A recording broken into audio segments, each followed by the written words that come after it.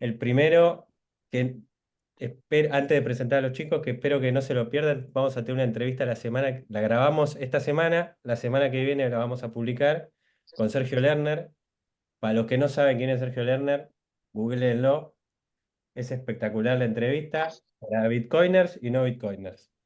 Tuve una entrevista de 1 hora y media yendo a fondo. Mañana vamos a tener un space con la gente de Avalanche, que están por hacer el Summit, y vamos a estar varias de universidades y demás comunidades a las 2 de la tarde. Es el space, lo pueden ver en las redes de Avalanche. La semana que viene, creo, Luli y Lucho, no sé si va a estar el vivo sobre blanqueo cripto, que la tienen clarísima. Polémico, pero así es.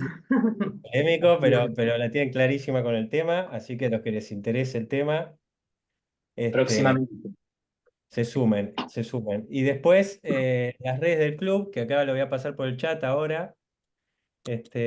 Acá pasó el Linktree, que es a los que les interesa que nos sigan ahí. Los que queden un poco en bolas con los temas que hablábamos y demás, o quieran indagar un poco más, los chicos van a estar pasando material bibliográfico de su autoría y de otros. Algunas cosas van a estar muy buenas. Lo podemos seguir por ahí. Eso lo vamos a pasar todo en Telegram. Ahí está abierto un lugar, un tema en Telegram de bibliografía complementaria que vamos pasando de las charlas y demás, así que lo van a tener ahí. Y ahora Ahora les dejo. ponemos el canal ahí en las notas del canal de Telegram. Para el que no está en el canal de Telegram, ahora ponemos ahí para que puedan entrar. Bueno, a los chicos lo que sí les pedimos que fueran a fondo. Vamos a ver si van a fondo. Si alguno en el medio se pierde o algo, levante la mano. Vamos a dejar al final media horita para preguntas. Las preguntas, lo ideal sería preguntas por el chat, vamos filtrando. Pero si alguno está muy perdido con algo y entiende que hay que frenar, frenamos, no hay ningún problema. Así que ahí los dejo con la presentación y disfrutémoslos, que los tenemos un ratito. Bueno, muchísimas gracias a todos. La presentación va a ser muy breve porque es lo menos interesante de todo lo que tenemos para hablar. Yo soy Sebastián, él es Iván, somos miembros de Arbitrum Latam, que es un proyecto que es financiado por la Arbitrum DAO y que trabaja en estrecha colaboración con la Arbitrum Foundation. Es un proyecto mayormente educativo, pero también de branding y de community building, enfocado todo dentro del ecosistema de Arbitrum. Y lo que vamos a hacer hoy es dar una pequeña clase sobre DAOs. Tanto Iván como yo hemos trabajado en algunas de las DAOs más importantes del ecosistema de Ethereum, y vamos a pasarles un poquito de nuestras experiencias y explicar qué es una DAO. Esto lo va a saber explicar un poquito mejor nuestro querido profesor Iván, que lo dejo presentarse. Iván.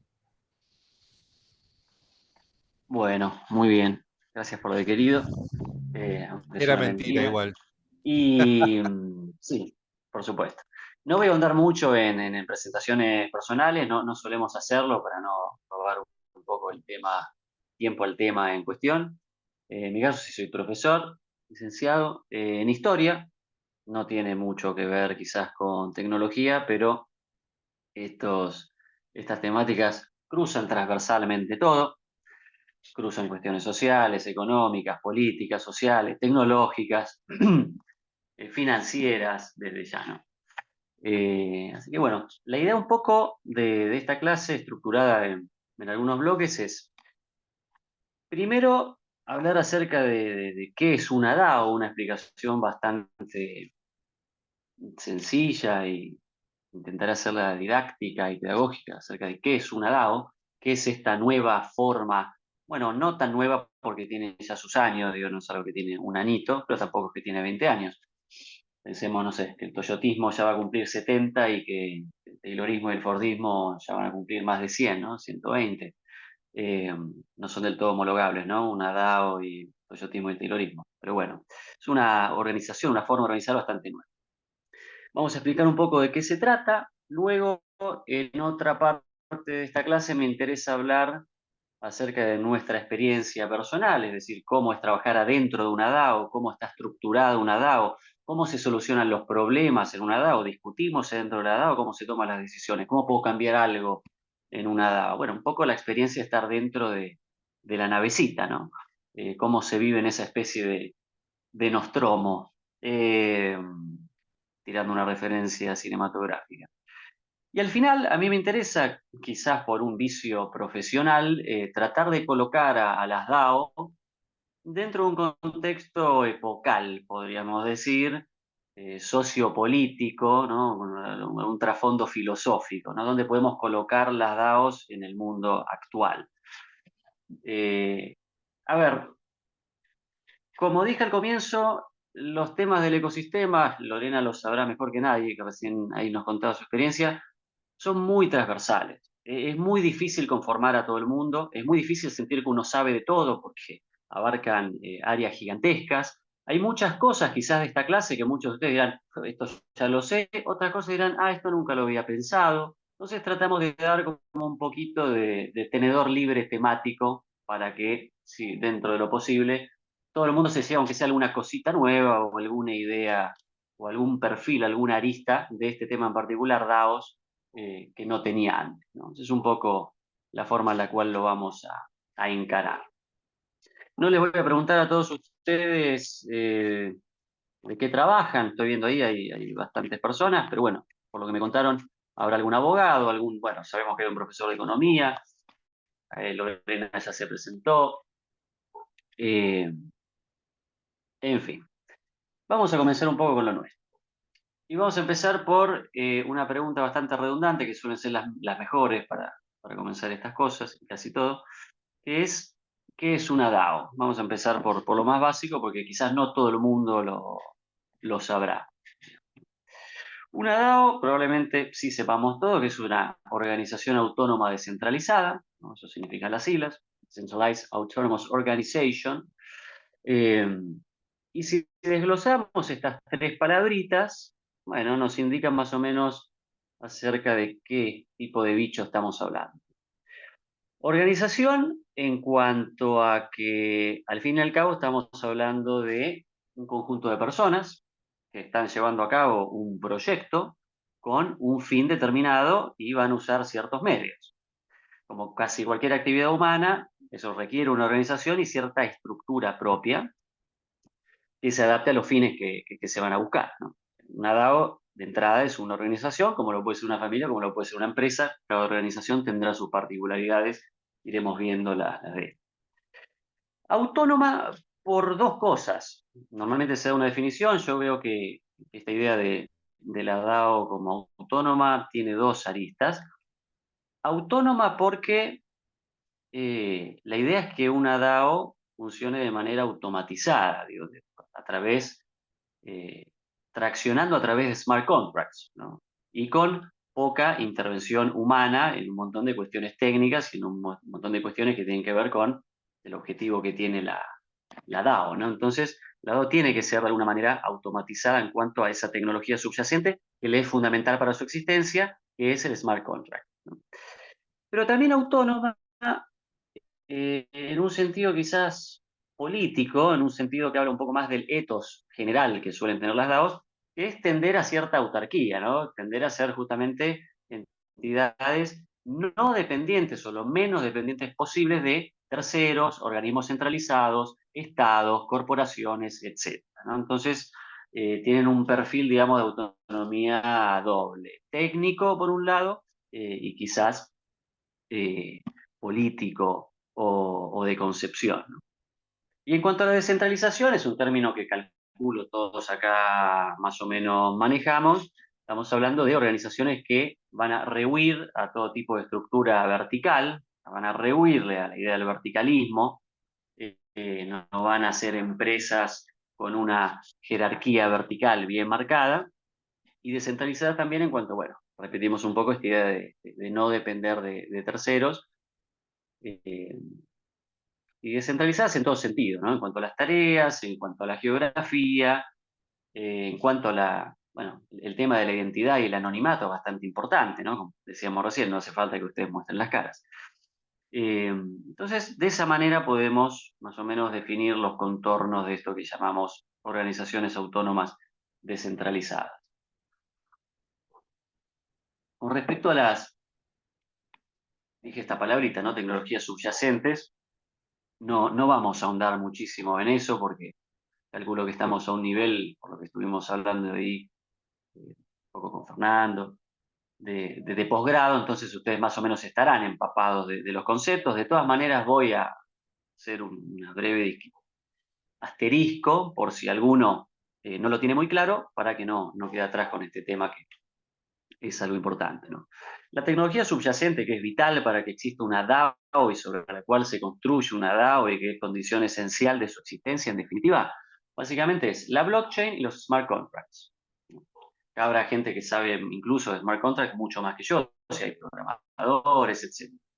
Pero básicamente, y me corregirán si me equivoco, obviamente mi posición, mi métier no es Solidity.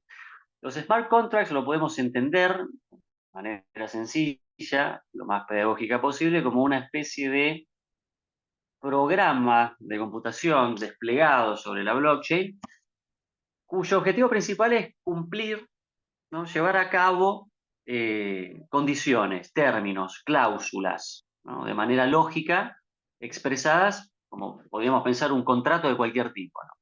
Cualquier contrato que hagamos, yo hoy justamente firmé un contrato de alquiler, vengo de ahí, de hecho, casi llego tarde. Todos los contratos tienen partes, tienen condiciones, tienen cláusulas, tienen cosas que si se cumplen tienen una consecuencia y que si no se cumplen tienen otro tipo de consecuencias. Y de alguna manera esta estructura, podemos pensar como una especie de, realmente de estructura articulada, bueno, esos contratos en un smart contract se dan de manera automatizada una vez que se despliegan sobre la blockchain, ¿no? Estos contratos van a heredar las características de la blockchain sobre la cual se despliegan, ¿no? Características que quizás algunos ya sabemos como al dedillo, ¿no? Inmutabilidad, transparencia y obviamente van a ser automáticos. El tema de la inmutabilidad, los smart contracts y la inmutabilidad en general a mí me parece una especie de tótem un poco discutible, la inmutabilidad porque estrictamente no son 100% inmutables, ¿no? Sino que interactúan con cosas que están por fuera de ellos, por ejemplo, oráculos. Digo, hay información ahí metiéndose y saliendo. Y obviamente no puede ser 100% inmutable, si no, no podría haber upgrades de seguridad, ¿no? Patches de seguridad en un smart contract. Pero bueno, básicamente tenemos que pensarlos como una especie de contrato automatizado robotizado, ¿no? Si lo queremos imaginar así. Fundamental para la estructura de una DAO. Y en cuanto a la blockchain, no voy a ahondar tampoco, lo digo por si alguno no lo maneja, nadie tiene obligación de saberlo al dedillo. Es esta enorme red eh, descentralizada, auditable, inmutable, con una seguridad nativa muy particular, eh, que básicamente es una nueva manera de transaccionar información, ¿no? Eh, a mí me gusta ofrecer esta visión de la blockchain, ¿no? La blockchain es una red de información con una estructura propia, distinta a lo que podemos conocer como Web 2 o a la Internet tradicional, pero en definitiva es eso, es intercambio de información.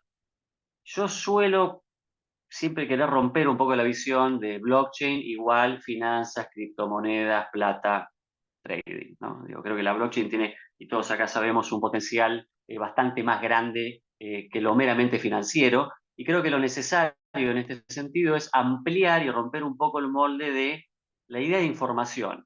Todo aquello que sea plausible de ser transformado en información con capacidad para ser procesada lógicamente, criptográficamente y pueda ser transmitida a una blockchain, bueno, eso puede existir en la blockchain.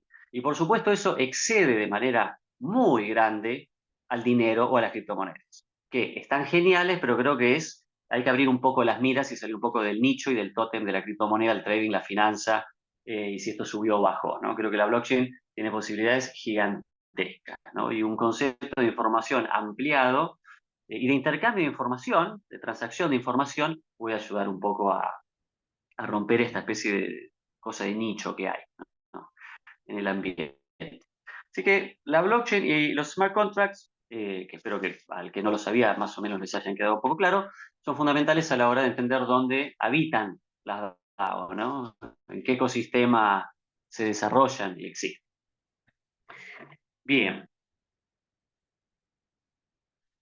Con respecto a las DAO, yo dije que era una tecnología bastante nueva. Si no me equivoco, ahora vamos a hablar un poquito del origen de la primera DAO como tal, que de ellos se llamó DDAO, ¿no? La DAO. Si yo mal no recuerdo el año, acá me sabrán corregir, 2016, o sea que estamos hablando de 8 años, más o menos, ¿no? No llega a los 10 años. Obviamente siempre se puede discutir si existió algo con las características de una DAO antes de la DAO formal, ¿no? No sé, alguno va a decir si Owen y sus proyectos utópicos en Inglaterra ya eran una DAO. Bueno, sin irnos a discusiones de ese estilo, vamos a proponer esta fecha formal de inicio de las DAO en el 2016, ¿no? Hace 8 años. Nacen en Ethereum, o sea, es un tipo de organización empresarial, si le queremos llamar así, que nace en Ethereum, es nativa de Ethereum. Con el creador, si mal no recuerdo, un apellido complicado, es Christopher Hensch, que crea la DAO, DAO, 2016. Él lo primero que hace es, bueno, una vez que expone el tipo de proyecto que quiere llevar a cabo, consigue un funding de 150 millones de dólares, más o menos, si estoy recordando bien los guarismos. Y lo que hace él es crear una especie de empresa o de compañía donde aparece este concepto de los holders con voz y voto de manera bastante directa dentro de la compañía, de DAO, que va a tener como objetivo apoyar a proyectos del ecosistema, ¿no? Del ecosistema Web3, para no decir el ecosistema cripto, que para mí queda chico, el ecosistema Web3, y también para apoyar distintas iniciativas relacionadas con cuestiones sociales, ambientales, financiar startups, ¿no? Básicamente la idea de la primera DAO fue eso, ser una especie de central de inversión en distintos proyectos, ¿no? Inversión, por supuesto, que va a incluir a proyectos rentables para que el token emitido por la DAO se valorice, ¿no? Si es una máquina de perder dinero y tirarlo en cualquier lado, no va a tener muchos accionistas o holders, ¿no? Esa fue un poco la idea entonces que surge, obviamente con estas ideas de horizontalidad, una cuestión cooperativa, se emite su token que da derechos políticos de gobernanza dentro de esta DAO. La gente puede decidir, che, invertimos en este proyecto, invertimos en aquel proyecto, este no conviene porque tal cosa o la otra. Eso funciona unos meses, la DAO no llega a durar ni un año, yo creo que dura muy poco hasta que es hackeada. Esta primera iniciativa de DAO es hackeada. Creo que el hacker se llevó unos buenos entre 50 y 70 millones de dólares, si recuerdo bien la cifra, que era una especie de DAO hija, hizo una especie de duplicación, ¿no? Una especie de DAO espejada, aprovechando un error que había en la estructura de la DAO, y fue derivando fondos de la DAO originaria a la DAO hija, ¿no? Que había creado él. Causó bastante revuelo, de hecho, este suceso, porque ahí es donde nace el fork, ¿no? Entre Ethereum Classic, Ethereum, digo, nace ahí. O sea, esto fue un cimbronazo grande dentro del ecosistema. No fue la idea de un caído del catre que más o menos llevó a cabo, ¿no? Sino que creó una de las primeras cismas grandes dentro de Ethereum, ¿no? Gente que estaba a favor de ese fork y gente que no. Esa fue la primera DAO, no salió muy bien. Pero bueno, dejó muchas lecciones, ¿no? Y al día de hoy, 8 años después, nos encontramos con una miríada de DAOs, ¿no? Nacidas de este primer proyecto, ¿no? No me fijé el número, ¿no? Cuántas DAOs hay, pero no sé ni siquiera si están contadas, ¿no? Yo me olvidé completamente de que existen los slides bueno, yo le digo filminas y me dicen que es un viejo, pero bueno, yo le digo filmin, ¿qué querés? O sea, nací había Australia. Ni las estoy viendo las slides o las filminas, así que, Sebastián, en tus manos encomiendo mi espíritu. Creo que tenemos ahí una de tipos Sí, de yo DAOs, ¿no? te estoy dejando ser igual, ¿eh? Eso seguro. Es tu mejor Bueno sería versión. lo bueno sería que mi ser coincida con los slides, que no los estoy viendo. Así que confío en vos. Mm. Bien. Si te Eh, interesa muchísimo saber, estamos con orígenes y definición, horizontalidad, ¿Cómo? cooperativismo, ONG, democracia, plutocracia, Bien. descentralización. Algunos temas ya tocamos, Bueno, otros le vamos a pasamos hablarlo. lejito. Otros los tocamos un poco más adelante, como el de la plutocracia. En cuanto a tipos de DAO, creo que había por ahí una filmina, no slide, con tipos de DAO. Eh, Obviamente toda taxonomía es un poco hija del capricho y no de la ciencia, ¿no? Entonces esta propuesta de tipos de DAOs siempre va a ser un poco arbitraria, ¿no? La manera en que uno divide las cosas. Pero hoy por hoy tenemos varias DAOs con varios objetivos, varias finalidades.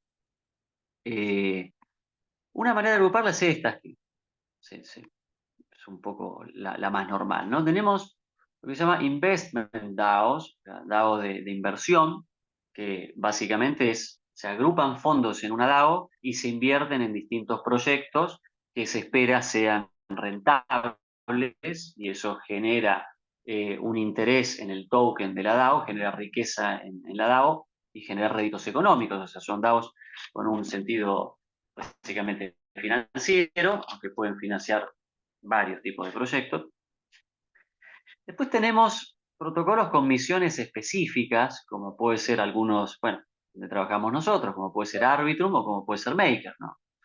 Maker es una DAO, bueno, Maker ha cambiado de nombre hace menos de un mes, ¿no? Ahora se llama Sky, tiene nombre de empresa de compañía de cable, pero se llama Sky ahora, no se llama más Maker, yo prefería Maker. Maker es una DAO cuyo objetivo era, o es más bien, producir una stablecoin, ¿no? Una moneda virtual que mantenga la paridad con el dólar a través de un sistema de sobrecolateralización, ¿no? Ese era el objetivo de esta DAO, ¿no? Producir esa moneda estable sobrecolateralizada, el DAI. Todos acá conoceremos el famoso DAI. Además de tener un token nativo de gobernanza, que era el MKR, que también cotizaba, ¿no? Pero el producto principal de MakerDAO es el DAI, ¿no?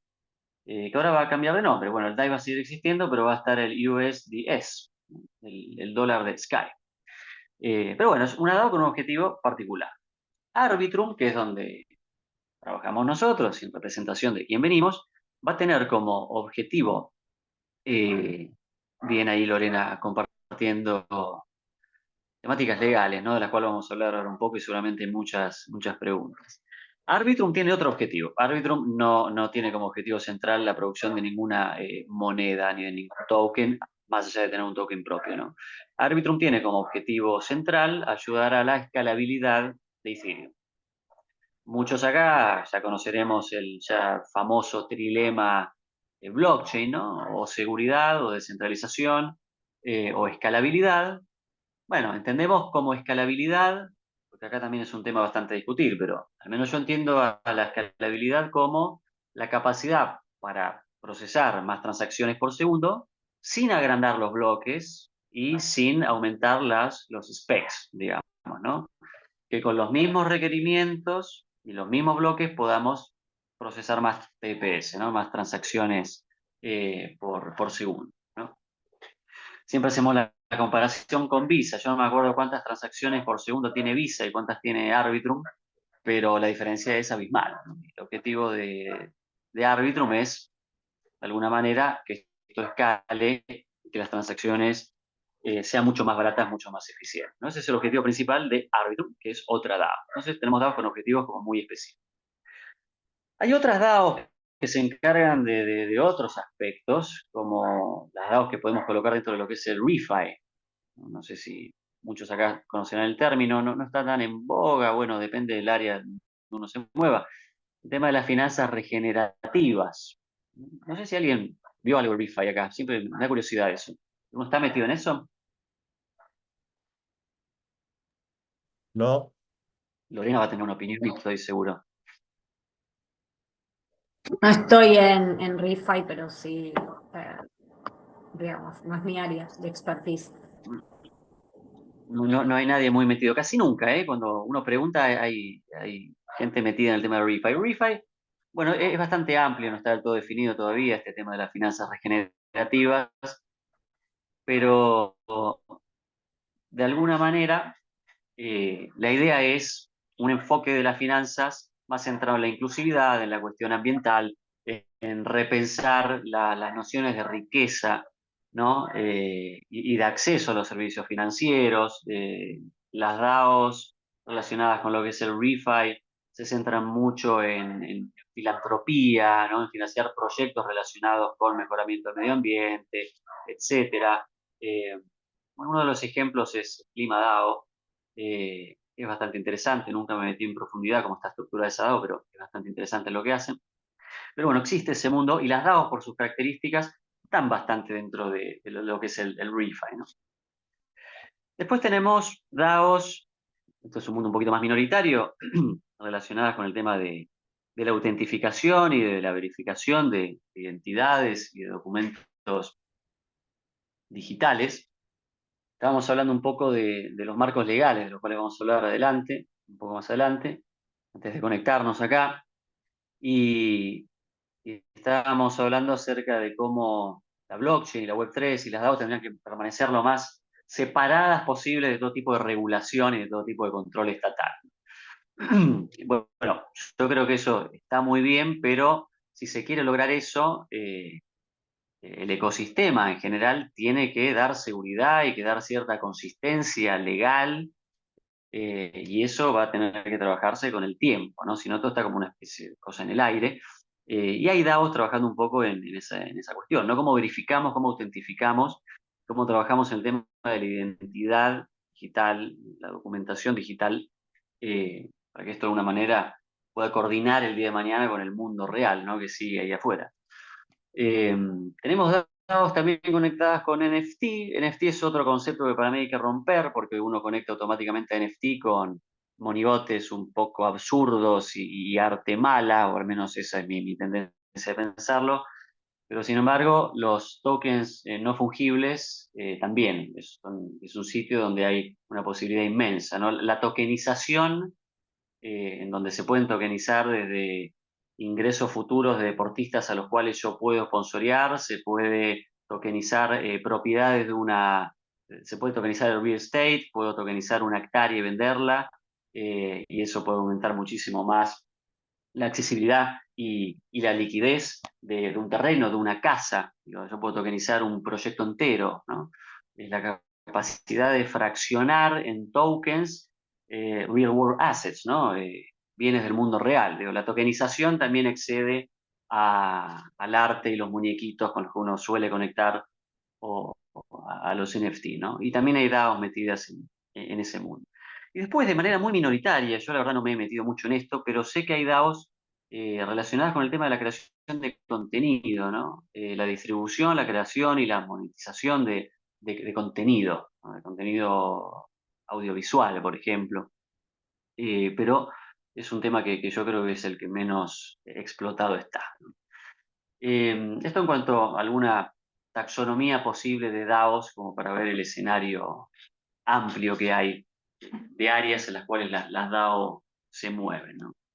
Con respecto a ClimaDAO, que les había nombrado, ClimaDAO lo que hace es, compartir un ejemplo que siempre me llamó la atención.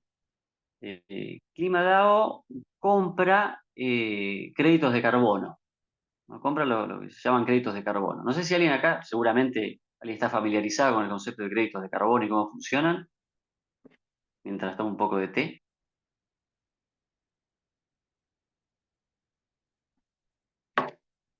Ningún valiente alza la voz. No, ningún valiente Sí, alza la voz. nosotros lo conocemos como externalidades. Sí. Ajá. Va, profesor de economía, lo dijo usted. No, justamente se las conoce como externalidades negativas y la cuestión de emisión de gases o producción de basura o lo que fuera, tiene que intervenir el Estado para regularlo. Entonces las empresas piden un permiso de emisión. Exacto. Obviamente va variando, depende del lugar, ¿no? La idea central es la que Carlos, ¿no? Si recuerdo bien el nombre. Yo quiero emitir carbono y yo tengo que comprar bonos de carbono que me permiten emitir, creo que 1 tonelada por cada bono de carbono, ¿no? Cuando me quedo sin y yo quiero seguir emitiendo, tengo que ir a comprar esos bonos de carbono, ¿no? Para poder seguir emitiendo. Se lo puedo comprar a una empresa que no los haya utilizado por ser más limpia que yo y se los compro, ¿no? Eso igual va variando según el caso. La idea de ClimaDAO es comprar los créditos de carbono y tokenizarlos. Luego los puede vender o los puede quemar, los puede hacer desaparecer. La idea de ClimaDAO es de alguna manera, intervenir el mercado de créditos de carbono para poder manejarlo y en lo posible subir el precio de los créditos de carbono para que les sea más rentable a las compañías no comprar créditos de carbono, sino manejarse de manera más eficiente y más limpia, ¿no? Y eso funciona a través justamente de una DAO, que es ClimaDAO, que es una entre las muchísimas que podríamos tener de ejemplo, ¿no? Que no están relacionadas estrictamente a una cuestión de trading o de finanzas, más allá de que estamos hablando de intervenir en un mercado, subir el precio, etcétera, ¿no? Pero el objetivo final sería ambiental, en este caso, ¿no? Esto en cuanto a las DAO, los tipos de DAO, qué es una DAO, qué necesita una DAO para existir, etcétera, ¿no? Me interesaría meterme un poco ahora en, bueno, meternos en una DAO y meternos en Arbitrum DAO, ¿no? No sé cómo venimos hasta acá, si alguien quedó muy perdido colgado de la palmera con algún concepto que haya que bajar a tierra, eso es lo que principalmente alguien que diga, no, esto quedó colgado, lo pueden escribir después, bien, antes de que avancemos un poco a cómo se vive en Arbitrum. Bien, vayamos entonces a Arbitrum, ¿no? De dónde venimos y hacia dónde vamos. Arbitrum es una DAO, como ya dijimos, tiene un objetivo específico que es escalar Ethereum, ¿no? Reducir los costos, hacerlos más eficientes, etcétera, solucionar un poco ese problema del trilema. Por supuesto que Arbitrum y las demás L2 no son la única solución de escalabilidad, sino que Ethereum tiene sus propias soluciones internas, nativas, ¿no? Hace poco sucedió el proto danksharding, ¿no? Y la idea de los blobs, o sea, desmenuzar la información que va a ir dentro de los bloques de manera más eficiente y además utilizar el espacio de los bloques de manera más eficiente. Bueno, eso fue una actualización nativa de Ethereum. En Ethereum no solamente, bueno, y si leemos a Vitalik, vemos que se está trabajando en aumentar la escalabilidad y solucionar el trilema dentro de Ethereum, más allá de que las L2 van a tener un rol súper importante, ¿no? Las sidechains, rollups, sean ZK o optimistas, lo que sea, pero creo que el objetivo central es escalar, se hace desde afuera y se hace dentro de Ethereum también, ¿no? Bueno, Arbitrum como una L2, la L2 líder del mercado, espero no estar mintiendo y que las cosas hayan cambiado en el último tiempo, tiene como objetivo escalar Ethereum. En cuanto a las tokenómicas, podríamos decir, para quien no conozca DAO y la cuestión interna, diga, bueno, ¿cómo funciona una DAO horizontal, sin un jefe, sin una estructura jerárquica? Bueno, Arbitrum tiene un token, que me fijé ayer esto, puede haber cambiado, está a 60 centavos de dólar, la última vez que me fijé. Tiene una market capitalization, digamos, una capitalización de mercado de 2.200 millones. Es el valor de todo el circulante.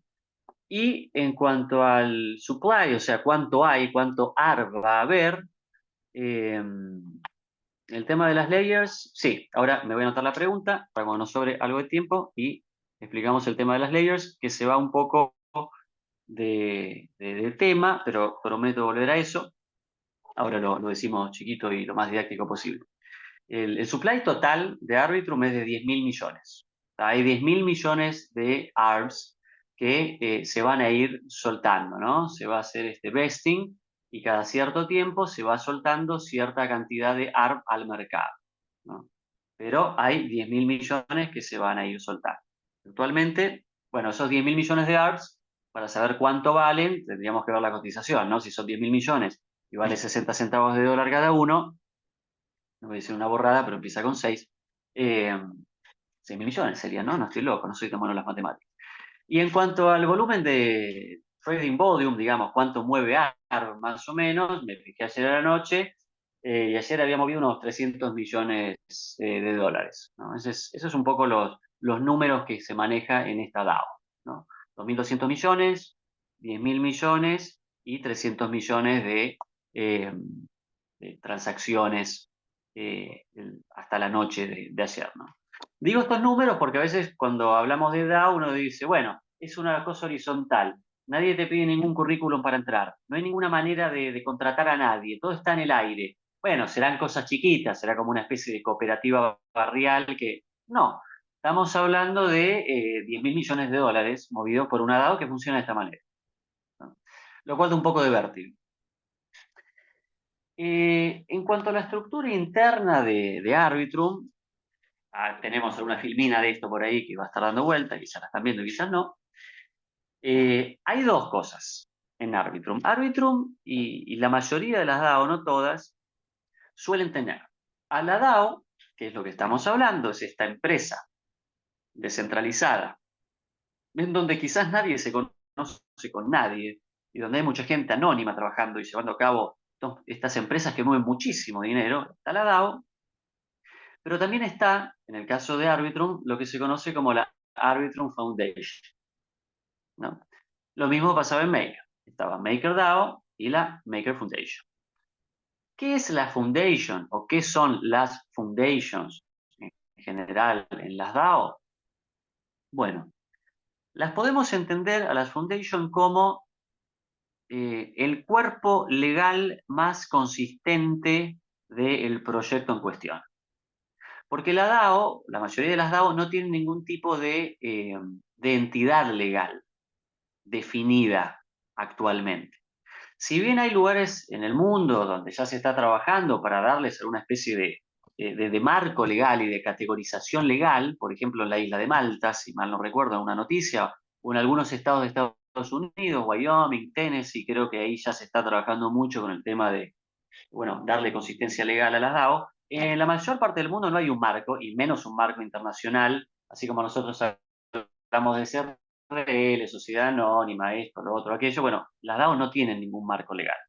No lo tienen las criptomonedas en muchos lugares, menos lo van a tener las DAO. Y muchas veces es necesario tener cierta consistencia, cierta presencia legal. El punto de mayor presencia y consistencia y densidad legal dentro de una DAO es la Foundation. La Foundation es una entidad legal que existe, que tiene un domicilio, para la cual uno factura, por ejemplo. Yo facturaba para Maker y la fundación estaba en Dinamarca. La fundación de Arbitrum está en las Islas Caimán, por ejemplo, ¿no? Si hay alguna especie de litigio, bueno, alguien tiene alguna dirección o algún lugar hacia donde remitirse, no está todo en el éter, dando vueltas, ¿no? Por eso van a ver que muchas DAOs tienen una conexión con el mundo legal a través de fundaciones, que tienen una entidad más consistente, ¿no? ¿Se entiende la idea? Bien. Arbitrum entonces tiene Arbitrum DAO y Arbitrum Foundation. ¿Qué más tiene Arbitrum? Y esto también es aplicable para otras DAO. Bueno, tiene una constitución. Como toda organización humana, tiene ciertas reglas, ciertas pautas, ciertas cosas que se pueden hacer y ciertas cosas que no se pueden hacer. Obviamente, en ciertas organizaciones humanas esto es tácito, no está escrito. En una familia no suele haber un pizarrón con reglas, pero en el caso de las DAO normalmente nos encontramos con las reglas por escrito y normalmente se llaman constituciones, ¿no? Cada DAO tiene su constitución. Las constituciones varían en cuanto a complejidad, a ver, es lo mismo que los países, ¿no? Así como Aristóteles en un momento fue por todas las polis griegas estudiando los distintos tipos de constitución, podríamos hacer el trabajo de Aristóteles, escribir Política 3.0 y estudiar las distintas constituciones de los distintos proyectos de las DAO, ¿no? Tenemos constituciones muy complejas, como por ejemplo la de Maker. La de Maker era una constitución ya compleja y actualmente lo es más, ¿no? Actualmente se llama Atlas y creo que se está trabajando en el Atlas hace por lo menos 2 años, ¿no, Sebastián? O 2 años y medio, por lo menos. Sí, y se sigue trabajando. De hecho, ahora voy a arrancar un equipo de trabajo que va a hacer eso. Se escucha muy mal, pero sé lo que vas a decir, lo digo yo, si querés. Sebastián Eh, está... ¿Se me escucha muy Volviste, mal? ahí volviste. No, no, sí, esencialmente el trabajo en el Atlas ya lleva unos 2 años. Hay quien dice que un poco más, que ya se venía masticando hace tiempo, pero abiertamente a la comunidad hace unos 2 años. Y se sigue trabajando y se va a seguir trabajando para mejorarlo a lo largo de los próximos años hasta que el endgame de Sky esté completo, digamos. Básicamente lo que se hace en Maker y se sigue haciendo ahora, y Sebastián va a estar trabajando en eso, es una revisión de toda la Constitución para ver si tiene coherencia interna, ¿no? Porque construir una Constitución no es algo sencillo, digo, como la Carta Magna de una DAO, ¿no? Así como Thomas Jefferson fue a asistir a la Revolución Francesa para hacer la Carta de Derechos del Ciudadano. Bueno, acá hay gente revisando la Constitución de Maker, actualmente Sky se llama Maker, para ver que tenga coherencia interna, ¿no? Que no tenga contradicciones internas. La Constitución de Arbitrum es bastante más sencilla porque la DAO es bastante más nueva. Maker es una DAO de las más viejas del ecosistema, Arbitrum debe ser una de las más nuevas del ecosistema, ¿no?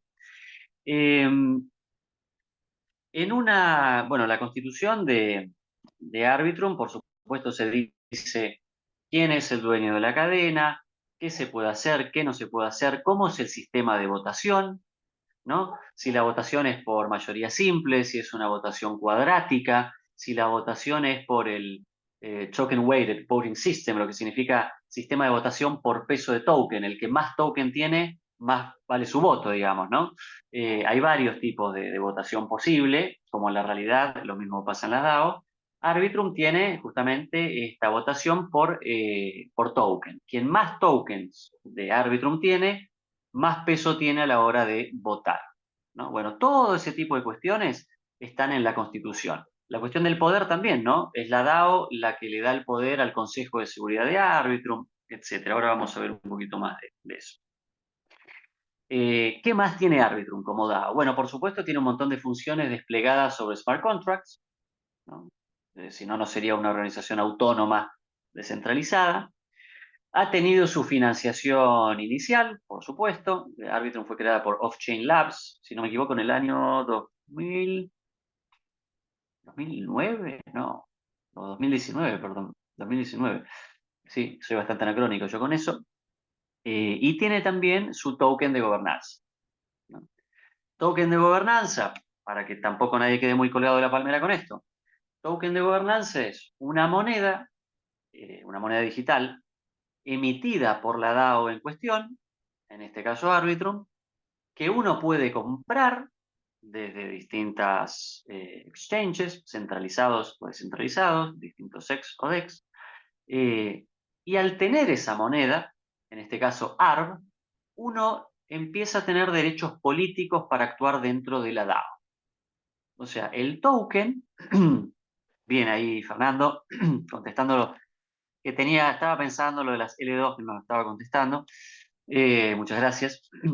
El token de gobernanza entonces otorga derechos políticos.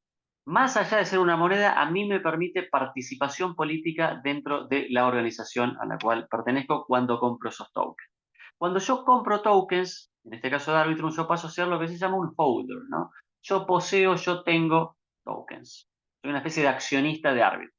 Solo que no necesito un corredor de bolsa, ni un broker, ni dar una declaración de bienes personales, ni de ingresos, ni ser monotributista, ni nada, ¿no? Yo voy, compro, me meto ahora en mi exchange favorita, compro ARB y ya tengo derechos políticos para participar en ARB. Entonces hay que pensarlo de esos dos lados, ¿no? Y después, por supuesto, Arbitrum, como todas las DAO, tiene participantes. Y hay distintos tipos de ARB, exactamente, ARB, lo vas a encontrar así, como ARB. Muchas plataformas ya lo tienen, ¿no? Hay muchos tipos de participantes en una DAO, ¿no? Primero, vamos por lo básico, hay usuarios. Hay usuarios de Arbitrum que usan la plataforma, aunque no utilicen la DAO, pero están utilizando Arbitrum. Yo me meto en MetaMask y utilizo Arbitrum para poder hacer movimientos de criptomonedas pagando mucho menos de gas, ¿no? Pero después hay usuarios que son holders, que es lo que acabamos de decir. Si ustedes compran ARB, ustedes ya son usuarios de Arbitrum y son holders de Arbitrum y pueden participar y votar en Arbitrum, ¿no? Después Arbitrum lo que tiene, y muchas DAOs lo tienen, es un consejo de seguridad. Esto es importante. El consejo de seguridad es una cúpula, piensen que acá estamos dando una descripción política de la cosa, es una especie de cúpula, en el caso de Arbitrum, con 12 personas que son elegidas por votación de la DAO cada 6 meses.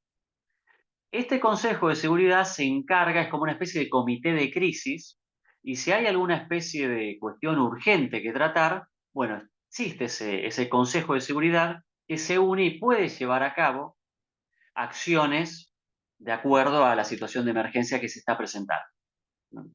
Cuando estaba trabajando en MakerShow sucedió el DAI perdió el PEG. Un DAI, $1. Bueno, de repente se perdió el PEG, me acuerdo que fue una crisis total, recibí un llamado a las 4 de la mañana y el DAI de repente bajó, y bajó a 96, y bajó a 94, y bajó a 88, y yo digo, uy, ¿qué pasó acá? Me llama un amigo que trabaja en Maker a las 4 de la mañana y es como se nos está hundiendo el barco, ¿no? Bueno, para ese tipo de situaciones que requieren intervención técnica, intervención rápida, existen los consejos de seguridad, ¿no? Por supuesto, las potestades del Consejo de Seguridad están explícitas en la Constitución. El Consejo de Seguridad también está arreglado por la Constitución, que como toda Constitución está por encima de todos los participantes de la organización, ¿no? En este caso son 12 integrantes, se eligen cada 6 meses y se requiere la presencia de 9 de esos 12 para llevar a cabo una acción urgente, ¿no? Una intervención urgente dentro del sistema. Tenemos además en Arbitrum un comité de disponibilidad de datos, que esto no quiero profundizar mucho porque ya nos tenemos que aplicar en profundidad cómo funciona una L2, pero digamos que una blockchain tiene que cumplir 3 funciones, ¿no? Consenso, disponibilidad de datos y ejecución. Arbitrum se encarga de la ejecución y le ahorra trabajo a Ethereum. Pero también se puede encargar de la disponibilidad de datos, lo cual es un poco menos descentralizado porque tus datos pasan a estar alojados en Arbitrum, pero se puede encargar de eso y hacer todavía más barato y todavía más eficiente el uso de Ethereum, ¿no? Bueno, existe un comité de disponibilidad de datos en Arbitrum que se encarga justamente de manejar los datos de las transacciones. Son 7 en ese caso, ¿no? Y existen también, bueno, por supuesto existe lo que se conoce como third party actors, ¿no? Actores terceros, gente que Arbitrum contrata para un diseñador, por ejemplo, ¿no? Una empresa de diseño para la página, digamos. Hay gente que trabaja en Arbitrum de manera permanente, obviamente sin contrato, porque esta es una pregunta que puede surgir. ¿Hay contrato? No, no hay contrato. Nos vamos a una oficina y firmamos un contrato y estamos trabajando para Arbitrum durante un año y después se nos renueva. Eso no existe, pero hay gente que trabaja de manera, podríamos decir, fija en Arbitrum. Después hay colaboradores, gente que colabora por interés y a cambio de un rédito económico, por supuesto. Y después tenemos algo muy importante que son los delegados. Que los delegados para mí son el corazón de cualquier DAO, ¿no? Los delegados son importantes porque piensen que ustedes tienen que votar algo en la DAO. Ustedes participan dentro de una DAO. Hay una cuestión interesante, ¿no? Las DAOs tienen, por supuesto, un tesoro, tienen un dinero, ¿no? Y realizan diferentes movimientos financieros para tratar de generar dinero. Se tienen que sostener de alguna manera, digo, no hay donaciones de caridad a las DAO, ¿no? Por ejemplo, podemos decir, bueno, compramos bonos del Tesoro de Estados Unidos, había pasado en Maker, ¿no? O le damos un préstamo a la Société Générale de Francia. Bueno, son cosas que se tienen que votar en la DAO. Y como es una DAO, votamos todos los holders, ¿no? El tema es que en una DAO hay 10.000 millones de temas que se pueden votar. De seguridad informática, de finanzas, de cuestiones políticas, de cuestiones internas de la DAO, acerca del sistema de votación, cambios constitucionales. Hay una miríada de temas en la DAO. ¿Cómo hace uno como holder, si quiere votar de manera responsable, para estar enterado de absolutamente todo? Cuando yo veía en Maker cuestiones relacionadas con seguridad informática, no entiendo pero absolutamente nada. Entonces veía la votación y ¿estás a favor de que se haga la modificación 34X33 en el smart contract? ¿Cómo hago yo para votar sí, no, neutral? No tengo ni idea. Y decir, bueno, para mí, voto en contra. Tampoco sería una actitud muy responsable, ¿no? Ahí es donde aparece la figura del delegado. El delegado puede ser una persona o puede ser un grupo de personas, ¿no? Con múltiples habilidades, digamos. Puede haber un abogado, puede haber un economista, puede haber un desarrollador, que lo que hace es recibir los tokens de gobernanza de los holders para poder votar en su nombre. Acá una aclaración importante. Cuando uno delega sus tokens a un delegado, no le está delegando el token en sí para que el delegado se pague un viaje a las Seychelles, sino que le está delegando, digamos, las potestades políticas que ese token otorga, ¿no? Vas y votás por mí, no es que te estoy mandando la tarasca, el vento, la guita, o la billulla, o como le queramos decir, ¿no? Y los delegados, por otro lado, cada delegado, de alguna manera, como si se estuviera candidateando, dice cuál es su foco, cuál es su tema de interés. Hay algunos delegados que siempre van a votar a favor de la descentralización, hay delegados más conservadores, hay delegados que están súper enfocados en el tema de la seguridad. En cuanto a los movimientos financieros, hay delegados que están siempre a favor de tomar más riesgos y delegados que dicen, no, no tomemos estos riesgos, no compremos activos del mundo real, mantengámonos en el ecosistema. Entonces uno tiene que ver el perfil, el cariz del delegado, decir, me gusta, se alinea un poco a lo que yo creo y siento y quiero para esta DAO, le delego mis tokens y puede votar en mi nombre. Por supuesto, esto requiere mucho trabajo, ser un delegado de una DAO por la cantidad de temas que hay, y los delegados reciben una compensación económica, ¿no? Nadie va a estar 8 horas por día, 20 horas por día estudiando las temáticas de la DAO para después votar por amor al arte, ¿no?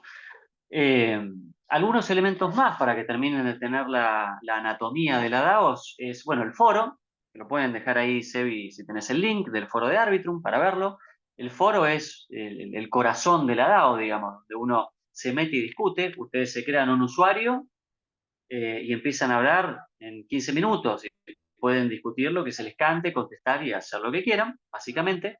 Bueno, la palabra es por más clara, ¿no? Estamos como en la plaza, en el foro romano. Y después tenemos algo también central en las DAOs, que es las Improvement Proposal, ¿no? Las propuestas de mejoramiento.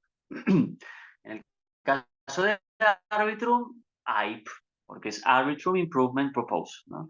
En el caso de Maker, MIP, Maker Improvement Proposal. Y así, bueno, en el caso de ClimaDAO será KIP, ¿no? Las AIP, en el caso de Arbitrum, son propuestas de mejoramiento de la DAO, que de alguna manera son el corazón, la savia de la DAO. Cualquiera de ustedes que está escuchando se puede meter en Arbitrum, se puede crear un usuario y puede subir mañana mismo una propuesta de mejoramiento de Arbitrum. Básicamente se tienen que cumplir ciertos requisitos, como cuando ustedes, no sé, si alguno acá participó por una beca, ¿no? Bueno, te piden ciertos requisitos, presentarme el proyecto, hacemos un one-pager, haceme un abstract, quiénes son los miembros, qué estás proponiendo, cuál es el área de incumbencia, etcétera, ¿no? Bueno, como cuando uno aplica una beca, sea donde sea, para subir una improvement proposal es más o menos lo mismo, ¿no? Uno tiene que presentar una idea bien formada, siguiendo un template ya prefijado, ¿no? Si esa idea gusta, esa idea pasa a votación según las reglas de votación particulares de cada DAO, y si eso se vota a favor, se aplica. A nadie le importa quién lo subió, cómo se llama, de dónde es, cuál es su cara, si está preso en Indonesia. Si yo propuse algo, gustó, sirvió y la DAO lo aceptó, eso pasa on-chain y modifiqué a la DAO de raíz, digamos, ¿no? Hay distintas categorías de propuestas de mejoramiento, las hay constitucionales, las hay no constitucionales, pero eso ya es meterse un poco más fino. Y por supuesto hay un tiempo, ¿no? Una estructura de votación. En el caso de Arbitrum dura un mes más o menos. Ustedes cuando proponen una idea, está lo que se conoce como el temp check, o sea, un chequeo de temperatura, en donde uno tira la idea en el ruedo, en el foro, y ve cómo hay un primer recibimiento, si es bueno, si no es bueno, si hay preguntas, si gusta, si no gusta, si interesa o si no, como un chequeo de temperatura. Y después hay una instancia formal, en la cual esa propuesta, si gustó, tiene que ser subida a la plataforma Tally.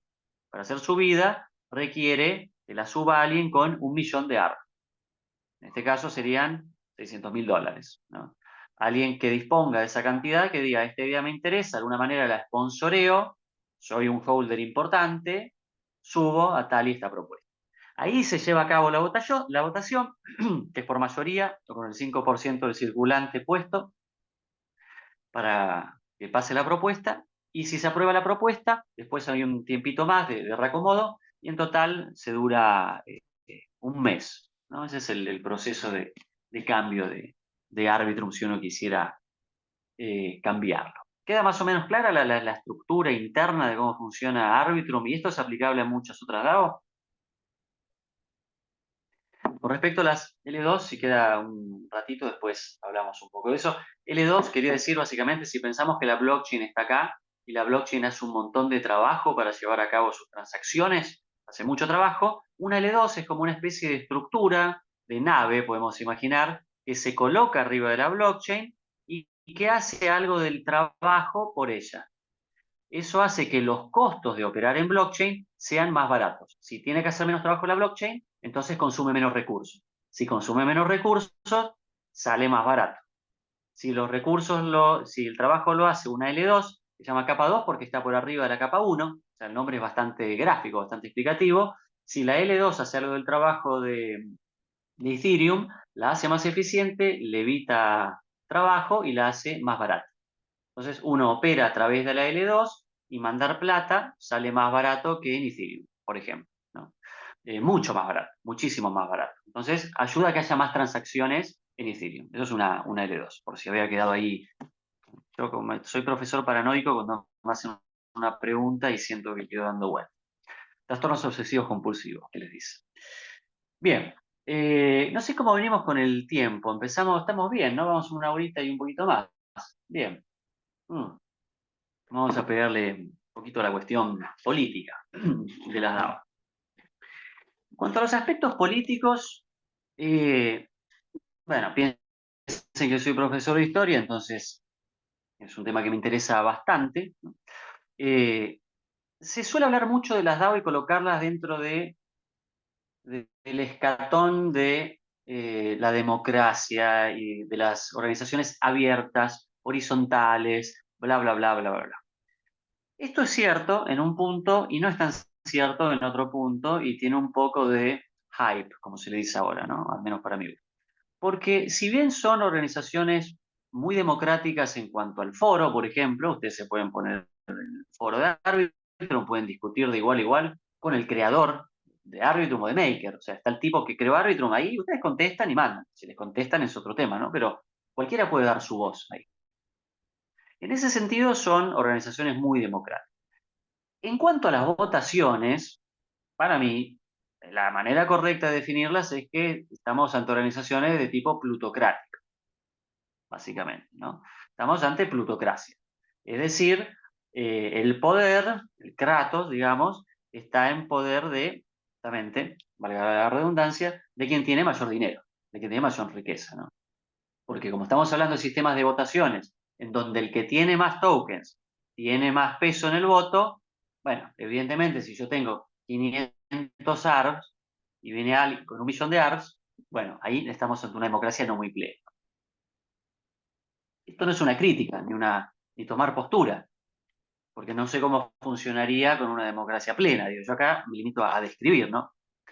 En cuanto al poder y al tema del poder en las DAO, que es un elemento de análisis interesante en cualquier empresa, en cualquier cuestión por el estilo, el poder en teoría lo tiene siempre la DAO, ¿no? El poder lo tiene la DAO, en Arbitrum DAO. Es la DAO, por ejemplo, quien puede modificar a la Foundation. Si bien la Foundation es la que tiene un estatus legal existente, es la DAO la que puede modificar a la Foundation, digamos, ¿no?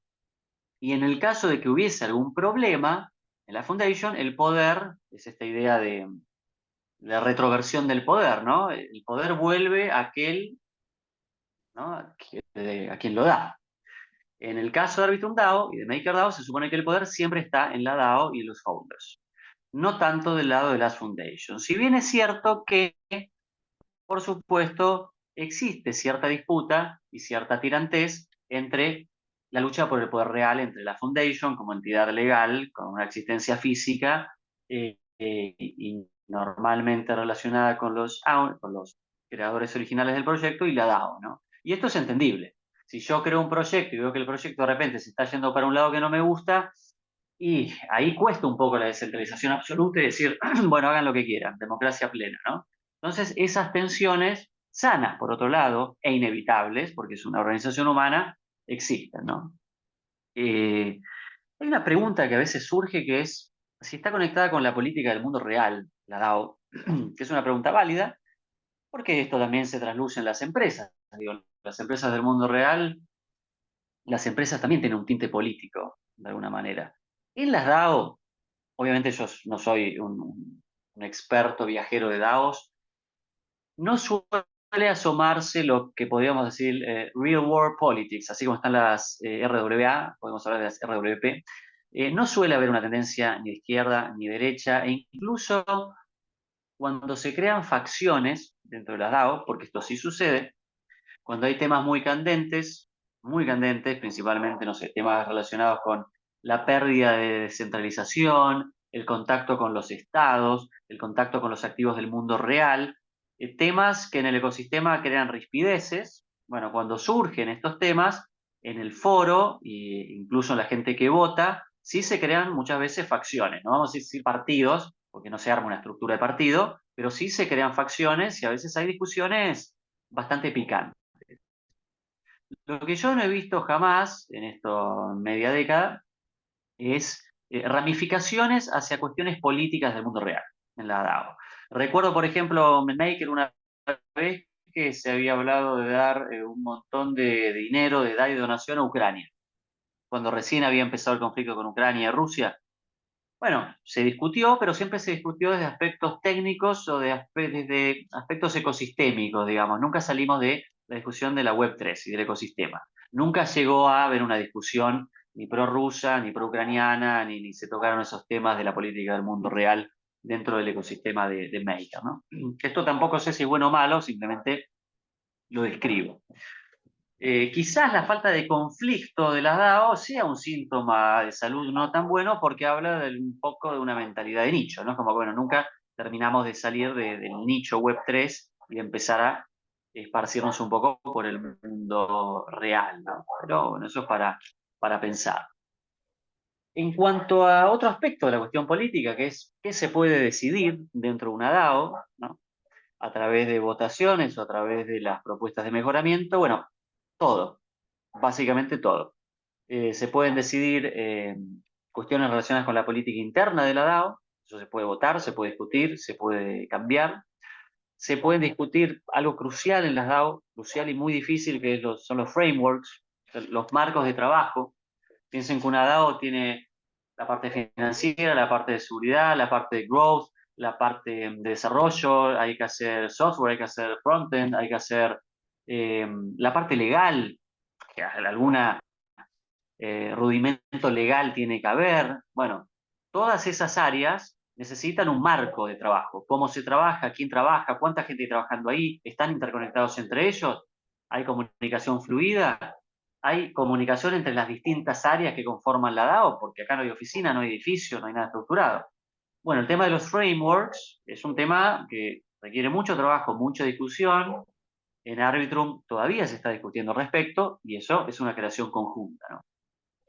Y por supuesto también se puede cambiar la constitución, se pueden dar cambios constitucionales, ¿no? Y por supuesto si se pueden dar cambios constitucionales, estamos hablando de una capacidad de intervención grande, ¿no? Y también se puede intervenir de manera directa a través de votación o mejoras de propuestas de mejoramiento en el tesoro y en la financiación, ¿no? En qué movimientos financieros hacemos y en cómo utilizamos el tesoro de la DAO y el dinero de la DAO, ¿no? Eso es un poco el panorama político interno de la DAO. Otra cosa también que quería tocar con respecto a la política es, y acá me van a perdonar los 10 o 15 minutos de desliz histórico, es dónde colocar a las DAO en el contexto, ¿no?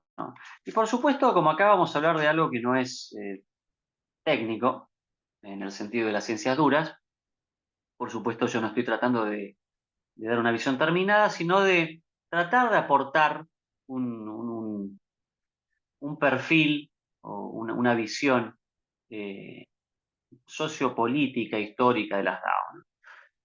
Que ustedes podrán estar en contra, podrán estar a favor, podrá parecerles más o menos interesante. Si están en contra, quizás los hace pensar por qué están en contra y lo critican. Es un poco la idea del asunto, ¿no?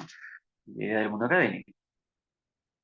Yo suelo conectar mucho las DAO y verlas como emergentes de un contexto actual, un contexto que podríamos decir epocal, que suelo analizar siempre a través de la idea del posmodernismo, idea con la cual no comulgo, desde ya aviso, pero que me parece útil a nivel de marco teórico, podríamos decir, ¿no? Yo creo que vivimos en una época, para tratar de poner a las DAO en contexto, en donde sin duda, como decía Lyotard y muchos otros autores que se han dedicado a este tema, ya sea contentos o tristes por el hecho, en donde lo central es la crítica a todo tipo de idea, de narrativa totalizadora, de gran relato, digamos. No creo que estamos en una época en la cual los grandes relatos están perimidos y muchas veces se ven perimidos, heridos de muerte, ¿no? Y también estamos en una época en la cual, al caer esos grandes relatos, caen las jerarquías tradicionales, ¿no? Queda un poco de modé, quizás, hoy por hoy, ¿no? El espíritu peronista, el espíritu del comunismo, incluso el capitalismo. Hay una especie de cuestión desdibujada con respecto a las grandes narrativas que solían estructurar la cosa, que es notoria, ¿no? Y yo creo que esto se nota también, y quizás lo percibe mucho la gente joven, eh, no sé, conocidos nuestros. Con esto les estoy diciendo viejos a todos, porque es como que di por sentado que ninguno acá tiene menos de 30 años, ¿no? Pero esto es algo que quizás uno lo ve, ¿no? Eh, eh, las grandes narrativas y las grandes estructuras, el Estado, las empresas tradicionales, ¿no? Los bancos, las financieras tradicionales, ya no se ven como pilares de estabilidad y de progreso, digamos, ¿no? Yo pienso en mi abuelo, que era técnico en IBM, mi abuelo era técnico en IBM, trabajó durante añares en IBM, tenía una casa en la sierra, su casa en Córdoba, o sea, vivía en Córdoba, tenía una casa en la sierra, mantuvo 4 hijos, a su mujer, tenía un Torino 0 kilómetros, después pasó a trabajar a la Renault, trabajó en IBM y Renault toda su vida y ahí logró una estabilidad y una vida bastante sólida, ¿no? Y una identificación con esa institución. Bueno, hoy por hoy, si alguno tiene sobrinos, hijos, o uno mismo quizás, eso de alguna manera está roto, ¿no? Y tenemos la emergencia de, yo creo, dos tendencias, ¿no? Una neofobia y una neomanía, como me gustaría llamarla a mí, ¿no? Porque por un lado, si lo vemos con una visión amplia, hay una búsqueda de retorno a esa época en donde existían los grandes relatos. O sea, hay una búsqueda de retorno. Volvamos un poco a estas instituciones centralizadas y a estas jerarquías tradicionales, ¿no? Esto yo lo veo a nivel geopolítico desde cuando Putin explica por qué va a Ucrania, por ejemplo, vuelve a hablar de la historia. Si alguno vio el discurso, se habla de Lenin, se habla del comunismo, se habla que en 1920, se habla de papá, mamá. Si vemos a Trump, vemos que el lema es MAGA, ¿no? Make America Great Again. Esa retórica acerca de la América grande, de Estados Unidos, pujante, revivir un poco el Rust Belt, ¿no? Toda la zona industrial, no compremos autos de Japón y vamos con la industria automotriz. Hay una vuelta a prédicas que ya vimos, ¿no? Y si pensamos en Milei también, bueno, puta, perdón por el exabrupto, pero estamos hablando de Alberdi, por ejemplo, ¿no? De repente la discusión política versa sobre Alberdi, sobre Roca, sobre Sarmiento. Volvemos al siglo XIX, hablamos de liberalismo, hablamos de Keynes.